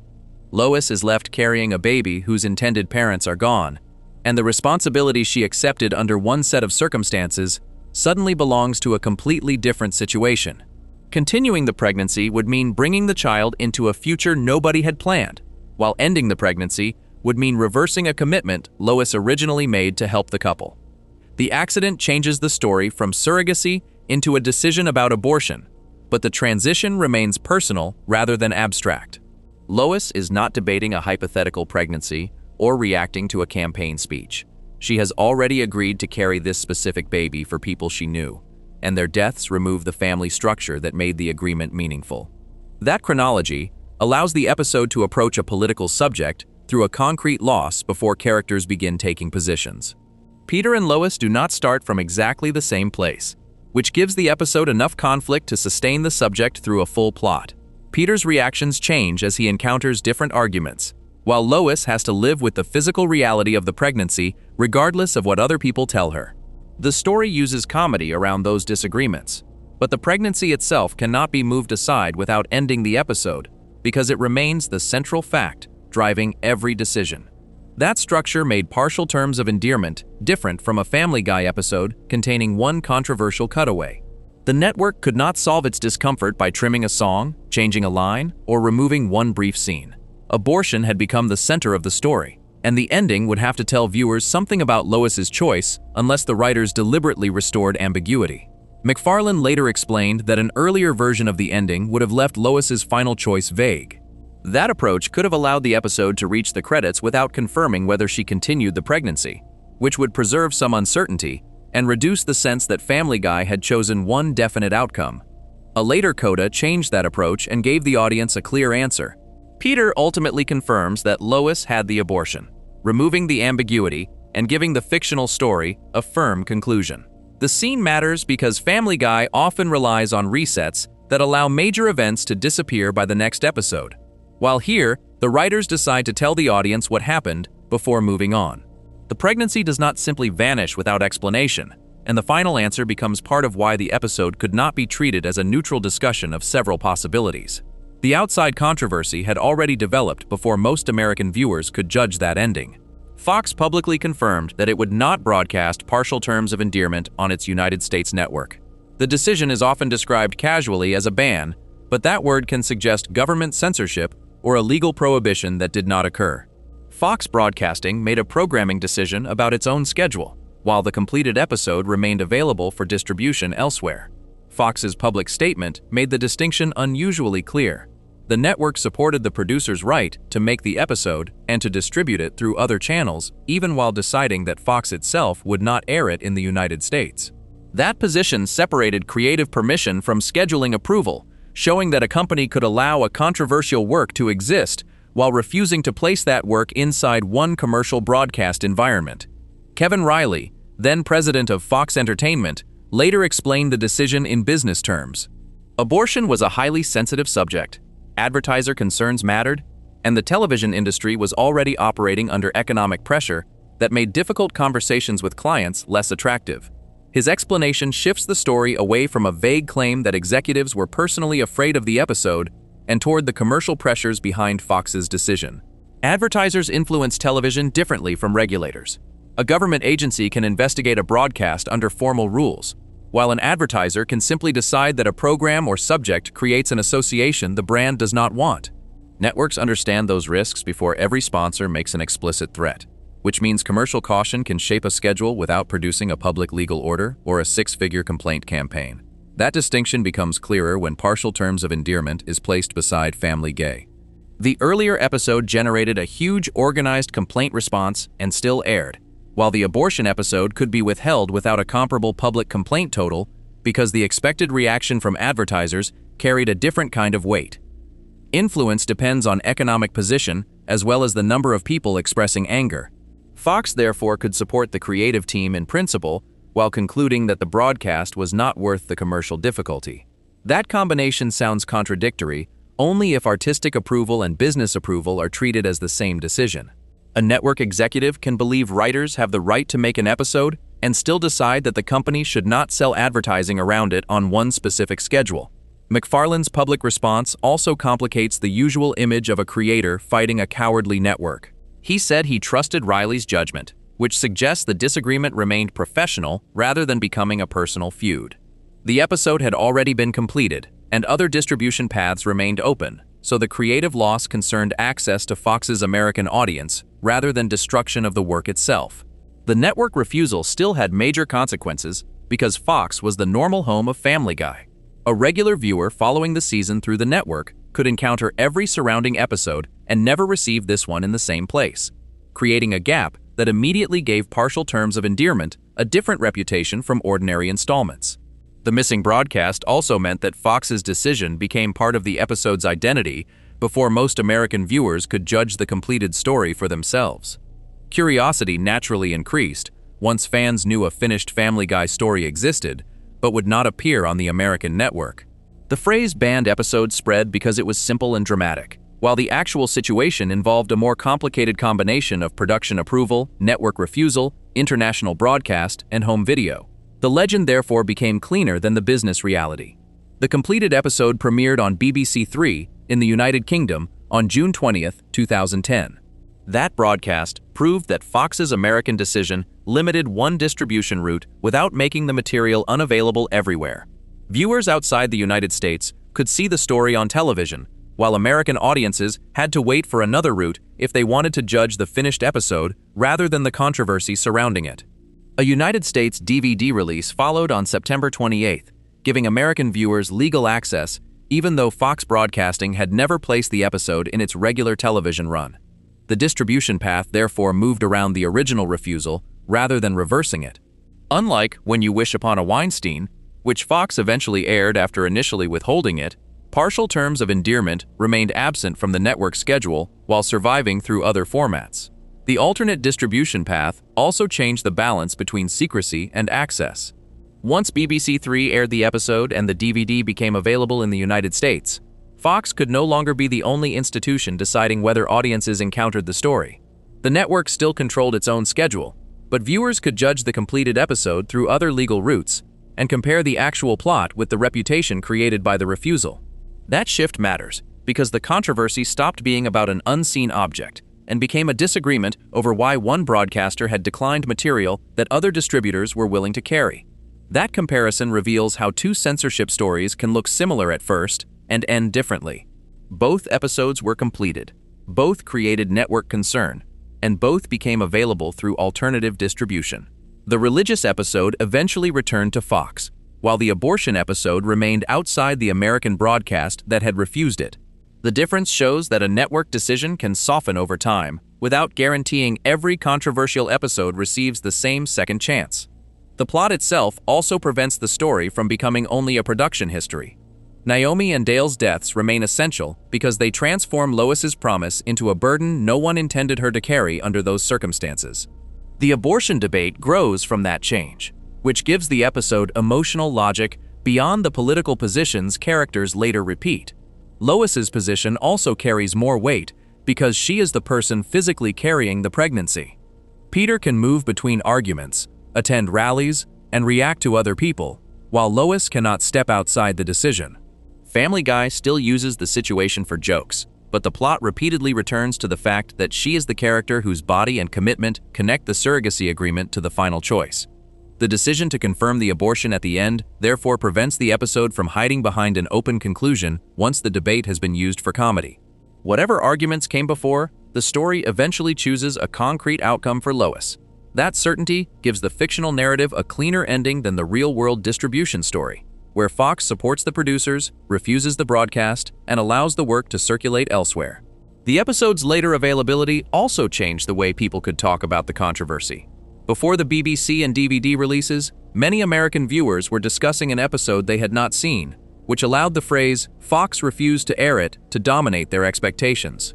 Once the material became available, viewers could compare the reputation with the actual story and see that the plot contained surrogacy, death, uncertainty, political argument, and a final decision rather than one continuous sequence of shock jokes. That difference is important because withheld media often becomes more extreme in public imagination than the finished work. People fill the gap with assumptions about what must have frightened the network, and every retelling can make the unseen material sound more forbidden. Partial terms of endearment gained some of its power from that absence, even though the episode itself eventually became easy enough to obtain through official distribution. The advertiser explanation broadens the controversy because it shows a limit on Family Guy that did not depend on viewers misunderstanding Peter or advocacy groups rejecting a joke's target. The subject itself carried enough commercial risk that context could not solve the network's problem completely. Even a carefully framed abortion story would still require Fox to place advertisers beside a debate many brands preferred to avoid. That business reality adds another participant to the larger struggle over who controls the meaning of the show. Writers can create the episode, Fox can fund production, advertisers can influence whether the network believes the broadcast is worth the trouble, and audiences can later see the work elsewhere. No single participant controls the full path from script to public reception. The episode also shows why distribution can become part of the story rather than a technical detail that belongs outside the analysis. A viewer's access changes the way controversy develops because people react differently to something they can watch immediately than to something described as too risky for them to see. Fox's refusal created a period when reputation came before experience, and the later BBC and DVD releases reversed that order by finally allowing the audience to test the network controversy against the completed episode itself. The missing Fox broadcast remains the clearest sign of the network's decision. The episode exists, Lois makes her decision, British viewers receive the story on television, and American viewers can buy it on DVD, yet the network schedule still contains a space where the episode never appeared.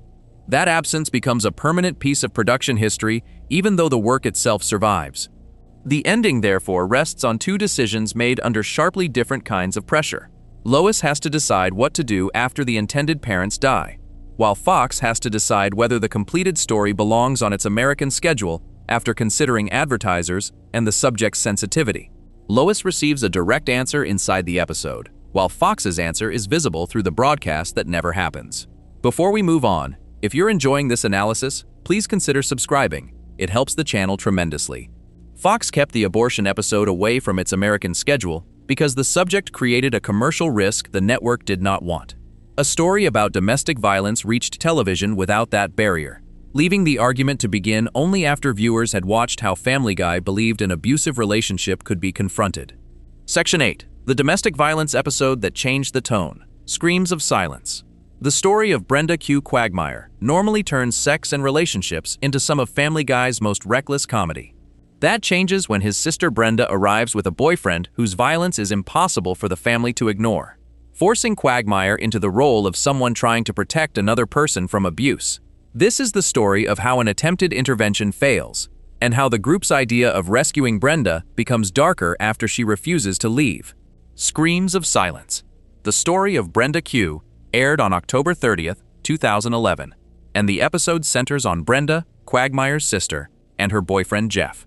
The relationship is presented as abusive rather than merely unhappy, with controlling behavior and physical violence making the danger clear to the people around her.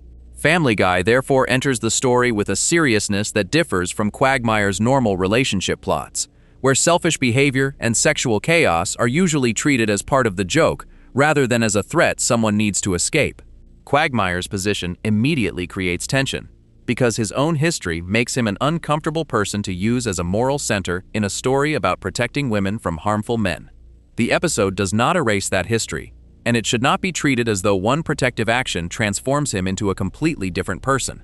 His concern for Brenda can be sincere, while his wider record remains deeply flawed, which gives the story a contradiction that comes directly from the character rather than from outside criticism. Lois, Peter, Joe, and the people around Brenda begin recognizing evidence that Jeff is hurting her, and the situation reaches a point where ignoring it feels impossible. Their first major plan is an intervention designed to convince Brenda that she needs to leave. The group believes the danger is obvious enough that direct confrontation should produce the same conclusion they have already reached, which is emotionally understandable from their position and also becomes one of the assumptions critics later questioned. Brenda does not respond by immediately accepting their assessment and walking away. She defends Jeff, resists the pressure, and reveals that the relationship contains commitments that make the situation more complicated, including an engagement and a pregnancy. Those details increase Quagmire's fear because he sees his sister becoming more tied to someone he believes will continue hurting her, while Brenda's refusal makes the group feel that the normal route of talking has failed. The intervention becomes one of the most important scenes because it exposes how differently people outside an abusive relationship can understand choice. Quagmire sees a clear threat and becomes angry that Brenda remains connected to it. Brenda experiences the situation from inside a relationship where fear, attachment, control, and dependence may all affect what she is willing or able to do, even if the episode does not develop every one of those factors in detail. Some of Quagmire's language during the intervention was criticized as victim-blaming because his frustration shifts toward holding Brenda responsible for remaining with Jeff after the abuse has been identified. His emotional position is easy to follow because he is watching someone he loves stay with a violent man. But understandable frustration does not automatically become accurate guidance. The scene asks the audience to sit with both his desperation and the limits of the way he expresses it. Guidance from the National Domestic Violence Hotline helps explain why that limit matters. Survivors can remain in abusive relationships for reasons involving fear, emotional attachment, threats, financial control, isolation, children, and practical barriers. Leaving can also become a period of increased danger, because an abusive partner may escalate when control is challenged, which means an outsider's instruction to leave immediately may fail to account for the risks involved. That context belongs after the intervention, because the story should first establish what Quagmire and the others actually do. Once the group has confronted Brenda and failed, the real-world guidance helps explain why failure does not prove she wants the abuse or that she simply refuses to understand obvious facts. The difficulty of leaving is part of the nature of abusive control, which makes the intervention scene more complicated than a disagreement over common sense. Quagmire's love for Brenda remains important because the episode does not present him as indifferent to her suffering. He is frightened, angry, and desperate to stop Jeff, which gives the later escalation emotional logic even when the methods become troubling. The problem appears when care becomes certainty that Quagmire knows exactly what must happen and begins treating Brenda's own choices as obstacles to the solution. The intervention fails, Jeff remains violent, and the group eventually decides that persuasion is not enough. Peter, Joe, and Quagmire begin discussing a plan to kill Jeff, moving the episode from attempted support into vigilante violence. Family Guy uses extreme physical solutions regularly, but the subject here makes that move feel different because the story has already asked the audience to take Brenda's danger seriously. The men now stop focusing on whether Brenda will choose to leave. They decide to remove Jeff regardless of what she wants, which means the people trying to protect her take control of the outcome once she refuses to make the decision they prefer. Their motive remains protection, while the method reduces Brenda's agency inside a story that began with concern about another man controlling her. Jeff discovers the plot, and the situation becomes physical, eventually ending with Quagmire killing him by driving a car into him against a tree. The abusive boyfriend is gone, which resolves the immediate threat in the kind of extreme cartoon violence Family Guy can use without creating a long criminal storyline for its regular characters. The decision solves one problem while creating another issue about who had the right to decide how Brenda's relationship would end. The aftermath gives the episode its darkest turn. Brenda is not told that Quagmire killed Jeff. Instead, the men create a forged note claiming Jeff chose to leave her, allowing them to control the explanation after they have already controlled the outcome. Brenda becomes the person with the least complete understanding of what happened, even though the entire story has supposedly been organized around protecting her. The forged note completes a pattern that gives the controversy more weight than the murder alone. Jeff controls Brenda through abuse. The family becomes frustrated when she does not leave. The men take control by killing Jeff, and then they decide what version of events Brenda should be allowed to believe.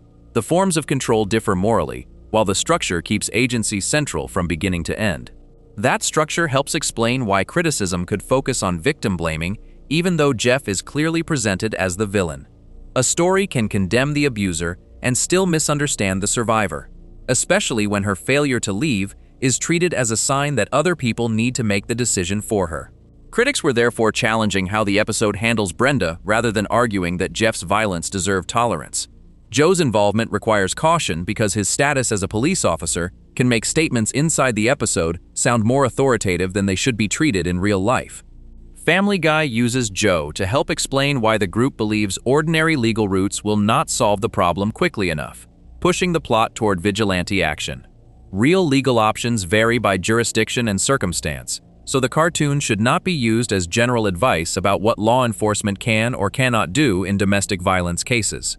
The title itself signals that the writers were attempting something more sustained than a normal Quagmire story. Screams of Silence. The story of Brenda Q frames Brenda as the person at the center and gives substantial time to abuse, injury, pregnancy, intervention, failed persuasion, violence, and aftermath. Once the subject occupies that much of the episode, viewers naturally judge the assumptions behind the character's choices more carefully than they might judge a 10-second cutaway. Quagmire remains a complicated protector because the series has spent years using his own treatment of women for comedy. That history does not mean he cannot love his sister, and it does not mean his horror at Jeff's violence is fake. It does mean the episode places a character with serious contradictions inside a role where the audience is being asked to understand his moral anger, which makes the story less clean than a simple hero confronting a villain. The contradiction can actually make Quagmire feel more human, because people can recognize cruelty in one relationship while remaining blind to harmful patterns in another part of their lives. The episode does not need to declare him redeemed for his concern to matter. His love gives the plot emotional force, while his past prevents that love from turning him automatically into an ideal guide for Brenda. The murder solution also relies on Family Guy's reset structure. Jeff can disappear, Quagmire can avoid a long criminal investigation, and the series can eventually return to its usual rhythm without following Brenda through years of recovery. That structure is normal for the show, but it creates a sharper mismatch when the underlying subject is a real form of violence that does not end neatly once one person is removed. Brenda's pregnancy adds to that mismatch because it signals that the consequences of the relationship are larger than one confrontation. The episode introduces a future connection between Brenda and Jeff, then resolves the immediate threat through murder and deception, without developing the long aftermath that a more realistic drama would have to address. Family Guy can compress those consequences because the series does not depend on permanent continuity. The episode also leaves Brenda's recovery almost entirely outside the frame, which matters because the story spends so much time establishing the seriousness of Jeff's abuse. Once Jeff is dead and the false note is created, the immediate danger is removed quickly enough for Family Guy to return to its normal structure. A realistic drama would have to stay with the emotional, legal, financial, and family consequences much longer. The cartoon reset makes that unnecessary, but the speed of the reset also helps explain why critics believe the story solved the men's problem more completely than it explored Brenda's. That compression is part of why critics could believe the episode oversimplified abuse, even while appreciating that the subject was being treated more seriously than usual. The writers devote enough time to show danger and helplessness, then use a solution available only in a cartoon world, where killing Jeff can end the central threat, without destroying the lives of the characters who do it. No major regulatory punishment or lawsuit became the defining aftermath of Screams of Silence. The controversy remains centered on critical response to the portrayal, especially the intervention and the way Brenda's inability to leave was framed.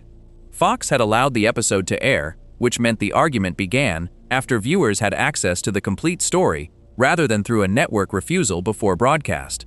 That difference from partial terms of endearment is important because the network did not draw the line here, even though the subject involved severe abuse.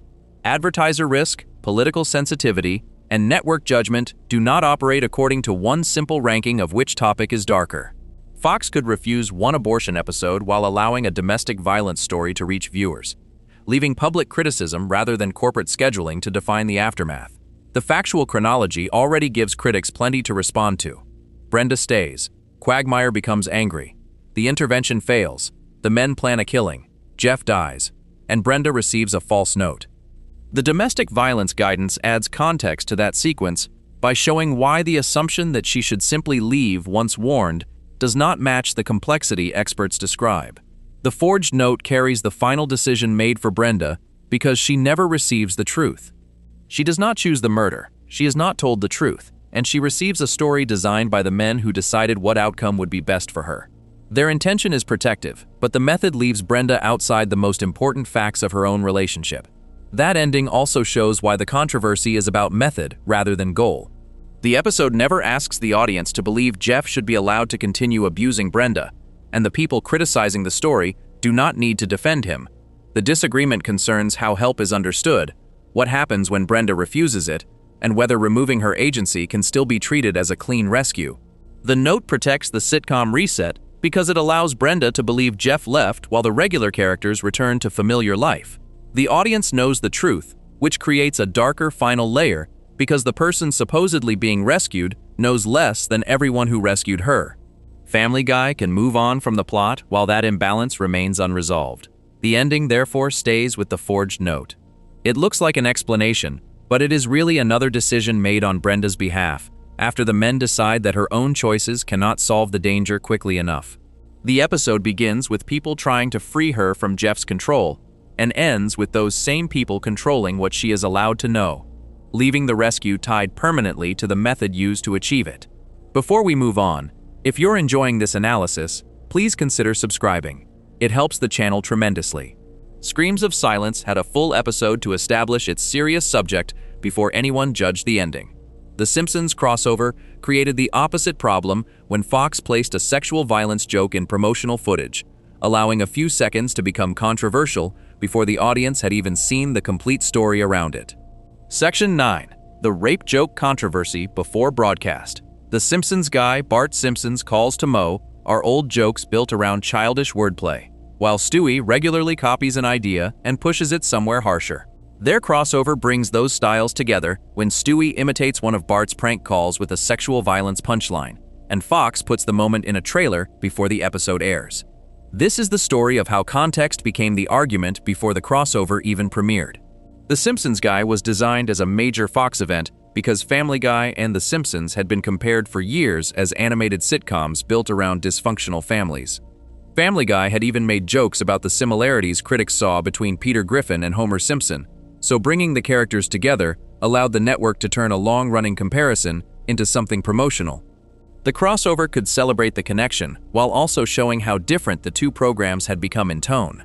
The episode was scheduled as the season 13 premiere of Family Guy on September 28, 2014, which gave Fox months to build attention before viewers could see the completed story.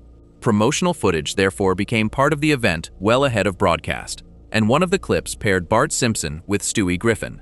The combination made sense immediately because both characters are young troublemakers, although their usual limits are sharply different. Bart's prank calls to Moe are one of the longest-running recurring jokes in The Simpsons. The basic structure is childish wordplay, with Bart giving Moe a fake name that becomes embarrassing once Moe repeats it aloud while looking for the supposed customer. The humor comes from Bart's mischievous ability to make an adult say something foolish without understanding what he is doing until the prank is already complete. Stewie watches Bart demonstrate the routine and then attempts his own version, but he does not preserve the harmless level of the joke. Instead of creating another piece of wordplay, he makes a blunt statement involving rape. The sequence is built around escalation because Stewie appears to misunderstand the boundaries of Bart's prank and pushes the idea into sexual violence, creating a contrast between two characters whose reputations for bad behavior operate at sharply different levels. That contrast gives the writers an intended target similar to the one Fox had used in earlier defenses of Peter. Stewie is the person crossing the line, and the audience is supposed to recognize that his version of the prank is wildly more extreme than what Bart demonstrated. The joke, therefore, depends on the distance between the characters, with Bart functioning as the familiar setup and Stewie revealing what Family Guy considers possible inside its own harsher comic style. Fox then selected the scene for promotional footage before the episode aired. That choice became central to the controversy because a trailer is designed to travel farther than the full program, appearing in advertisements, entertainment coverage, online clips, and other places where viewers may never see the complete episode. The moment communicated the contrast quickly, while that same efficiency made it easy to separate from the larger story. The Parents Television Council objected before the September premiere. President Tim Winter said he contacted Matt Groening, Seth MacFarlane, and Fox in August and asked that the joke be removed. He later said he received no response, which meant the criticism was public while the crossover was still being promoted and before ordinary viewers had the chance to judge the scene within the complete episode. The timing makes this controversy different from most of the earlier disputes. With the AIDS song, Family Gay, Extra Large Medium, and Quagmire's Dad, the broadcast happened first and the public response followed. Here the argument begins through marketing material, which means Fox itself has already pulled the joke partly out of context before critics start discussing whether context can protect it. The PTC's concern focused on rape being used inside a punchline, but the crossover audience created another issue. The Simpsons had a different reputation from Family Guy and could attract viewers who did not normally watch the younger show's harsher sexual material. Fox was advertising the event precisely because audiences from both programs might tune in, so the expanded audience was not an accidental result of the controversy. A regular Family Guy viewer would already know that Stewie can use violent or sexual language far beyond the behavior normally associated with Bart. A viewer arriving mainly because of The Simpsons might not carry the same expectations, especially if the crossover was being promoted as a meeting between familiar animated families. The joke therefore raised a question about whether the usual Family Guy context could be assumed once Fox intentionally invited another audience into the event. MacFarlane defended the scene by focusing on Stewie's extremity and the way the audience is supposed to recognize that he has crossed the line. From that perspective, the joke centers on Stewie misunderstanding the level of Bart's prank and pushing it into territory the audience is meant to recognize as unacceptable. The offensive statement becomes evidence of Stewie's warped sense of proportion rather than a model of acceptable behavior. That explanation resembles Fox's defense of the AIDS song, where Peter's ignorance was supposed to tell the audience who the joke was really about. Family Guy repeatedly relies on flawed characters as part of the framing, assuming viewers will understand that a line spoken by Peter or Stewie does not automatically become the show's moral position. The PTC rejected the idea that this framing was enough. The organization argued that sexual violence should not be treated as a comic punchline and expressed concern about using rape casually in promotional material. The PTC presented that as its criticism of the scene and tried to have the line removed before broadcast. The available record does not establish that this particular joke measurably changed public attitudes, so the controversy remains centered on the group's stated objection. The controversy then became more complicated when Catherine Hull Flifflet, then speaking for the Rape, Abuse, and Incest National Network, offered a different reaction. She did not find the line offensive in the same way and understood the joke as showing Stewie going too far. Her interpretation aligned more closely with MacFarlane's explanation, creating a public disagreement between two outside voices discussing the same subject. Flifflet's response prevents the story from becoming a simple clash between Family Guy and people concerned about sexual violence. The PTC believed the joke treated rape too casually, while the Reign spokeswoman believed the framing made Stewie's extremity clear. Both positions could point toward the same sequence and explain why they saw it differently. Catherine Hull Flifflet's response represented Reign's public position in that exchange, while it could not stand in for every survivor or every person working in sexual assault prevention. The PTC likewise could not represent every television viewer. Their disagreement matters because it shows that people concerned about the same serious subject can still reach different conclusions about whether a joke crosses the line. Fox declined to comment publicly before the broadcast, leaving an unusual gap because the network had created part of the controversy by choosing the scene for promotion. The writers made the joke, but the marketing process decided it should circulate early and independently. That gives the controversy more than one editorial decision to examine, because creating a scene and choosing a scene to advertise are separate acts. The full episode aired on September 28th, with the scene intact. The request for removal, therefore, did not change the final broadcast, and no major formal regulatory punishment became the defining aftermath. The controversy remained centered on taste, context, audience expectations, and the question of whether Stewie's obvious extremity changed the meaning enough to justify using sexual violence as the point of escalation. By the time viewers saw the complete crossover, the debate had already shaped expectations. People who had read about the controversy could approach the episode waiting for the line, while people who never watched the full story could still know the dispute through the promotional clip.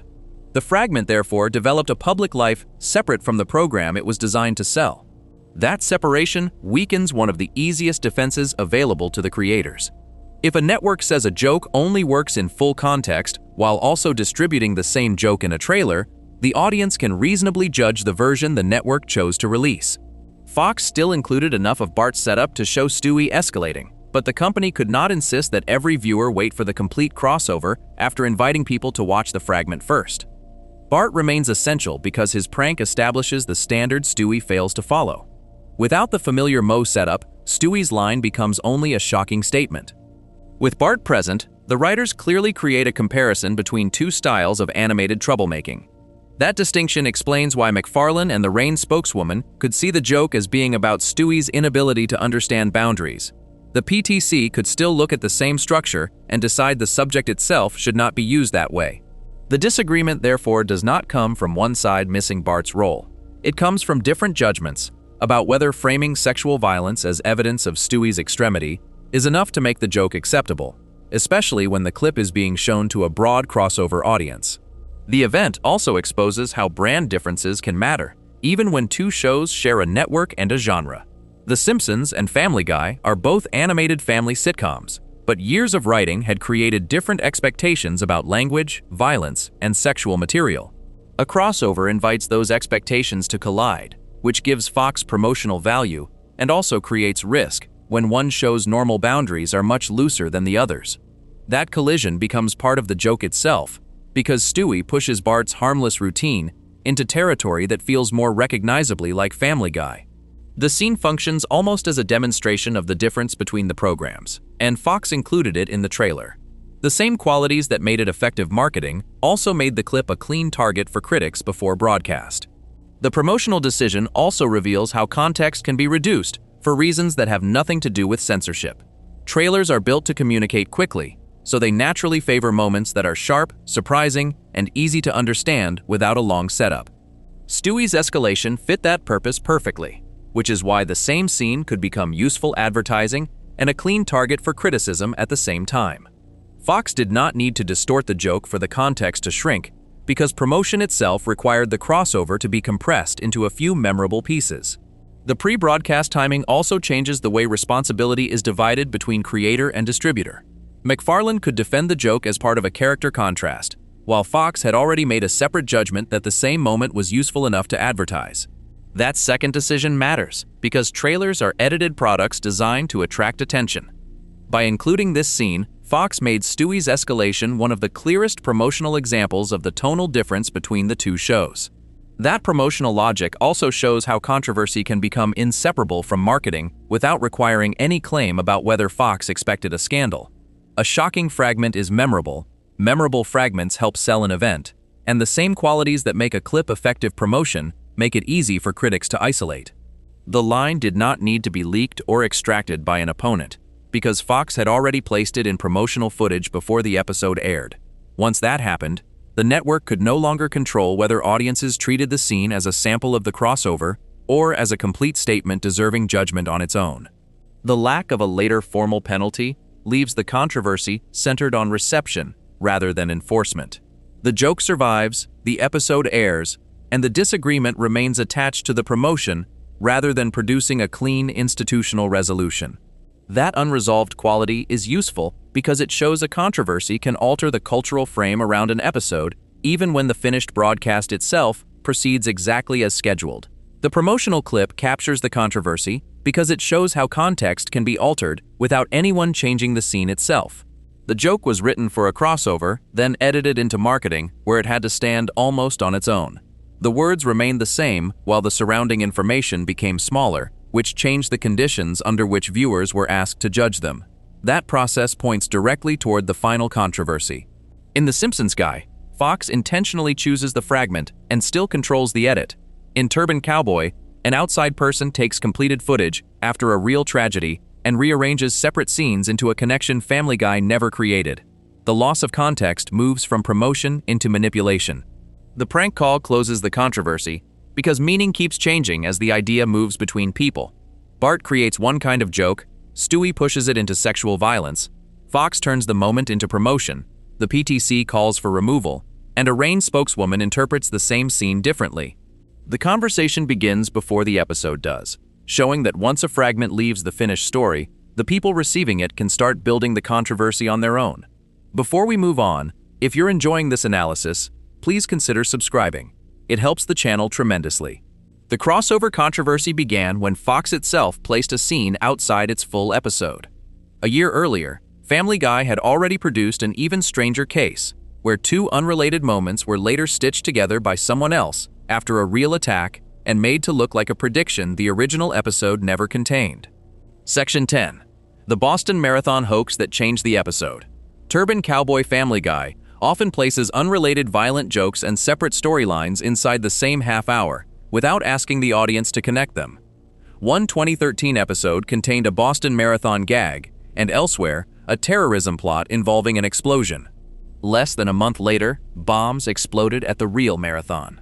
This is the story of how those separate scenes were edited together until fiction appeared to have predicted a real tragedy. Turban Cowboy aired on March 17, 2013, and the original episode contains no scene where Peter causes a terrorist bombing at the Boston Marathon. One early sequence has Peter discussing how he won the race, with Bob Costas appearing as an interviewer, while the episode reveals that Peter used his car and drove through other runners. The gag is violent and absurd in the usual Family Guy style, using Peter's disregard for rules as the reason he can claim an athletic victory he did not earn. The episode then moves into other material before developing a separate storyline involving Peter's friendship with Mahmoud. That plot eventually connects Peter to a terrorist cell and a plan involving the destruction of a bridge, bringing explosives and terrorism into a different part of the half hour.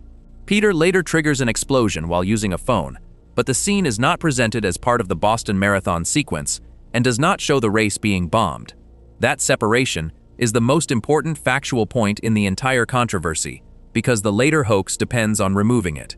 The marathon joke and the explosion both exist in the same episode, which makes the raw material real, but the original broadcast does not tell viewers that the two scenes describe one event. The supposed connection appears only after somebody edits them together. For almost a month after March 17th, Turban Cowboy existed as another Family Guy episode, containing violent comedy and a terrorism plot. The Boston Marathon gag could be criticized on its own because Peter harms runners with a car, while the separate terrorist storyline could be criticized for other reasons. Neither piece required a prediction theory because the real attack that would later change the context had not happened when the episode first aired. On April 15, 2013, two bombs exploded near the finish line of the real Boston Marathon, killing people and injuring many others. The attack immediately changed the emotional meaning of any recent entertainment involving violence at the same event. Turban Cowboy had aired only 29 days earlier, which made the coincidence close enough in time that the old marathon scene began attracting renewed attention. Even without manipulation, the original gag had become newly painful. A scene where Peter drives through marathon runners could be experienced as detached cartoon violence on March 17th, then feel much harsher after real people were killed and injured at that event on April 15th. Nothing in the animation changed, but reality changed the knowledge viewers brought to it. An edited video then began circulating online and transformed that coincidence into something much more dramatic. The person who created the clip took the marathon sequence from one part of Turban Cowboy and combined it with the separate explosion material from the terrorism plot. The new arrangement created the impression that Peter had caused or described an explosion connected to the Boston Marathon. Viewers who had not seen the original episode could therefore believe Family Guy had broadcast a fictional version of the real attack weeks before it happened. The altered clip was especially persuasive because every individual piece of animation came from the genuine episode. The manipulation did not need fake footage because it created a false conclusion by changing the relationship between two real scenes.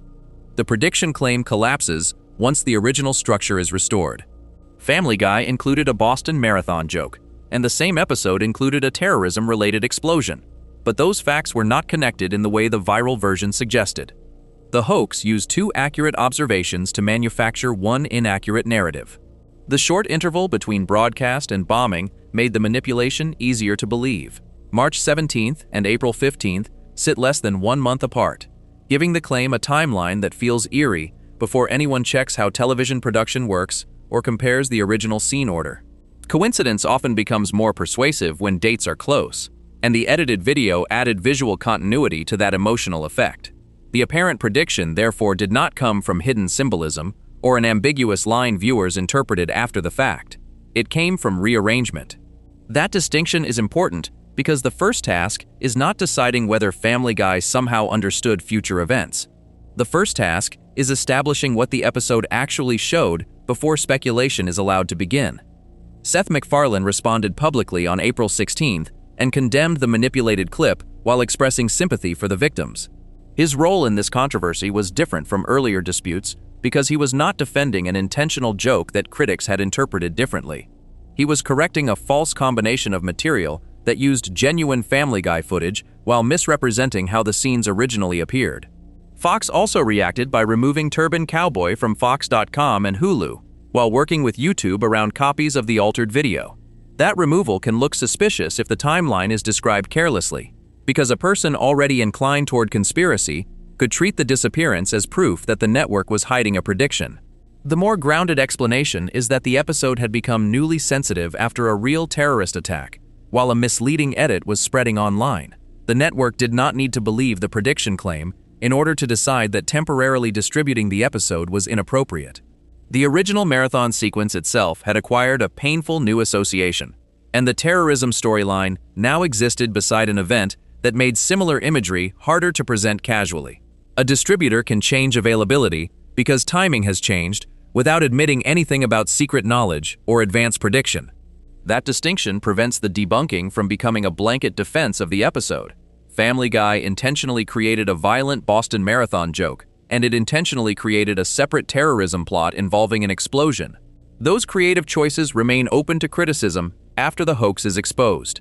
The false part is the claim that the original episode connected them into a bombing at the marathon before the real attack occurred.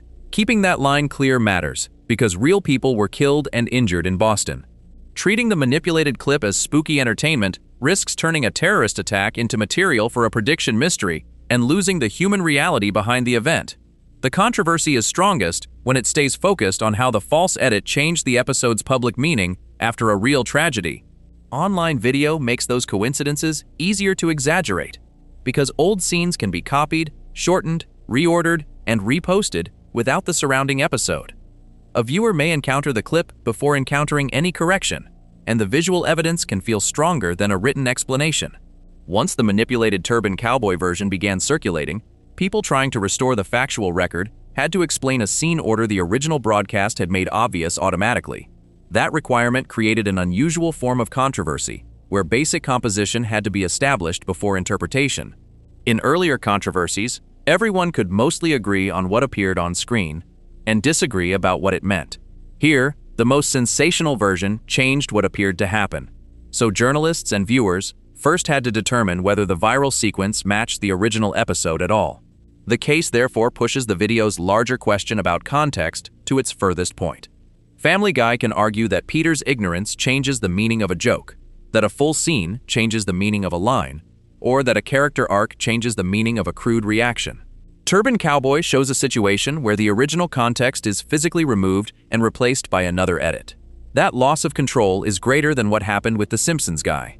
Fox itself chose to place Stewie's controversial joke in promotional footage, so the network still controlled which fragment people saw and how the clip was cut. In Turban Cowboy, someone outside the production took completed material and created a relationship between scenes the network had never broadcast. MacFarlane's condemnation therefore becomes less about defending taste and more about defending the factual record of his own work. He does not need to prove the Boston Marathon car gag was considerate in order to show that the viral prediction was false. Those are separate questions, and merging them would allow criticism of the original joke to become evidence for a conspiracy the episode never contained. Fox's removal of the episode also shows how real events can alter distribution even when nobody involved in production could have anticipated them. Television networks and streaming services sometimes delay or remove fictional material when current events make scenes newly sensitive. Turban Cowboy fits that broader logic because April 15 changed what a March 17 joke would mean to viewers encountering it afterward. The real bombing remains outside Family Guy's fictional world in every factual sense that matters. The attack was a real act of violence with deaths, injuries, criminal investigation, and long-term consequences for victims and families. The episode did not predict it, cause it, or depict the same event in advance. The manipulated clip created an illusion of connection after the tragedy had already happened. Once the false edit was exposed, the original episode still could not return fully to the emotional environment of March 17th. Viewers now knew what happened on April 15th, so a joke about harming Boston Marathon runners carried associations that did not exist when the episode first aired. Debunking the conspiracy restores factual accuracy, but it does not erase the emotional change created by the real attack. The difference between factual correction and emotional context gives the controversy much of its weight. A claim can be false while the surrounding discomfort remains completely understandable. Fox could remove the episode because the original material had become sensitive and still reject every suggestion that Family Guy predicted the bombing. The two separate scenes become the final object because the empty space between them contains the truth of the controversy. In the original episode, the marathon gag ends and the story moves elsewhere before the later terrorism material appears. In the manipulated version, that distance disappears, and the audience is encouraged to treat separate moments as one continuous prediction. Restoring the space restores the factual record. The marathon joke remains dark. The terrorism plot remains part of the same episode, and the coincidence of the March and April dates remains uncomfortable, but the supposed prediction no longer exists. The most sensational version depends entirely on an edit made after the real tragedy. That conclusion also completes the pattern running through the earlier controversies. Fox once feared that Peter's stereotypes would be misunderstood. AIDS organizations rejected the network's explanation of a hospital song. Watchdog groups turned outrage into formal complaints. Sarah Palin and Andrea Faye Friedman disagreed over representation. Terry Schiavo's family answered a joke built from real loss. And later controversies added advertiser pressure, domestic violence criticism, and promotional context. Turban Cowboy adds one final stage, because the disputed meaning is no longer created only by the people reacting to the episode. An outside editor changes the relationship between the source material itself, then allows the manipulated version to travel as though it were evidence. The show loses control over both interpretation and the order in which its own scenes are being presented. That makes the case an appropriate final controversy, because every earlier defense depends on restoring context in some way. The writers can explain Peter, Fox can explain the intended target, a performer can explain her own role, or a critic can point toward the full episode. Here, the full episode becomes the evidence needed to prove that the most dramatic claim was built from altered context rather than from what Family Guy actually broadcast. Across these controversies, Family Guy repeatedly creates a joke under one set of conditions and watches the meaning change as other people take control of the context around it. Fox can withhold an episode. Advocacy groups can reject the intended target. Organized campaigns can turn outrage into government complaints. Performers and families can challenge who gets to speak for them. Advertisers can change a network decision. And clips can separate scenes from the stories meant to contain them. The Boston Marathon hoax takes that pattern furthest, because the show cannot even rely on viewers seeing the original relationship between its scenes. The writers chose the marathon gag and the terrorism plot, while someone else chose to make them look like one event after people had actually died. Creator intent becomes almost secondary until the basic factual composition is restored. Reality provides the final source of context, because April 15 permanently changes how the March 17 episode can be experienced. Family Guy can prove that it never predicted the bombing and still be unable to return the marathon joke to the world in which it first aired. The animation stays fixed while the audience's knowledge changes forever. The ending remains the empty space between those two scenes. Inside the original episode, that space keeps the Boston Marathon gag separate from the later explosion. Inside the viral edit, the space disappears and a false prediction appears in its place. Family Guy can control what it creates, but the history of its darkest controversies shows how quickly that control weakens once networks, viewers, critics, advertisers, real events, and the internet begin deciding what the material means. If you enjoyed this video essay, make sure to subscribe, and I'll see you in the next video.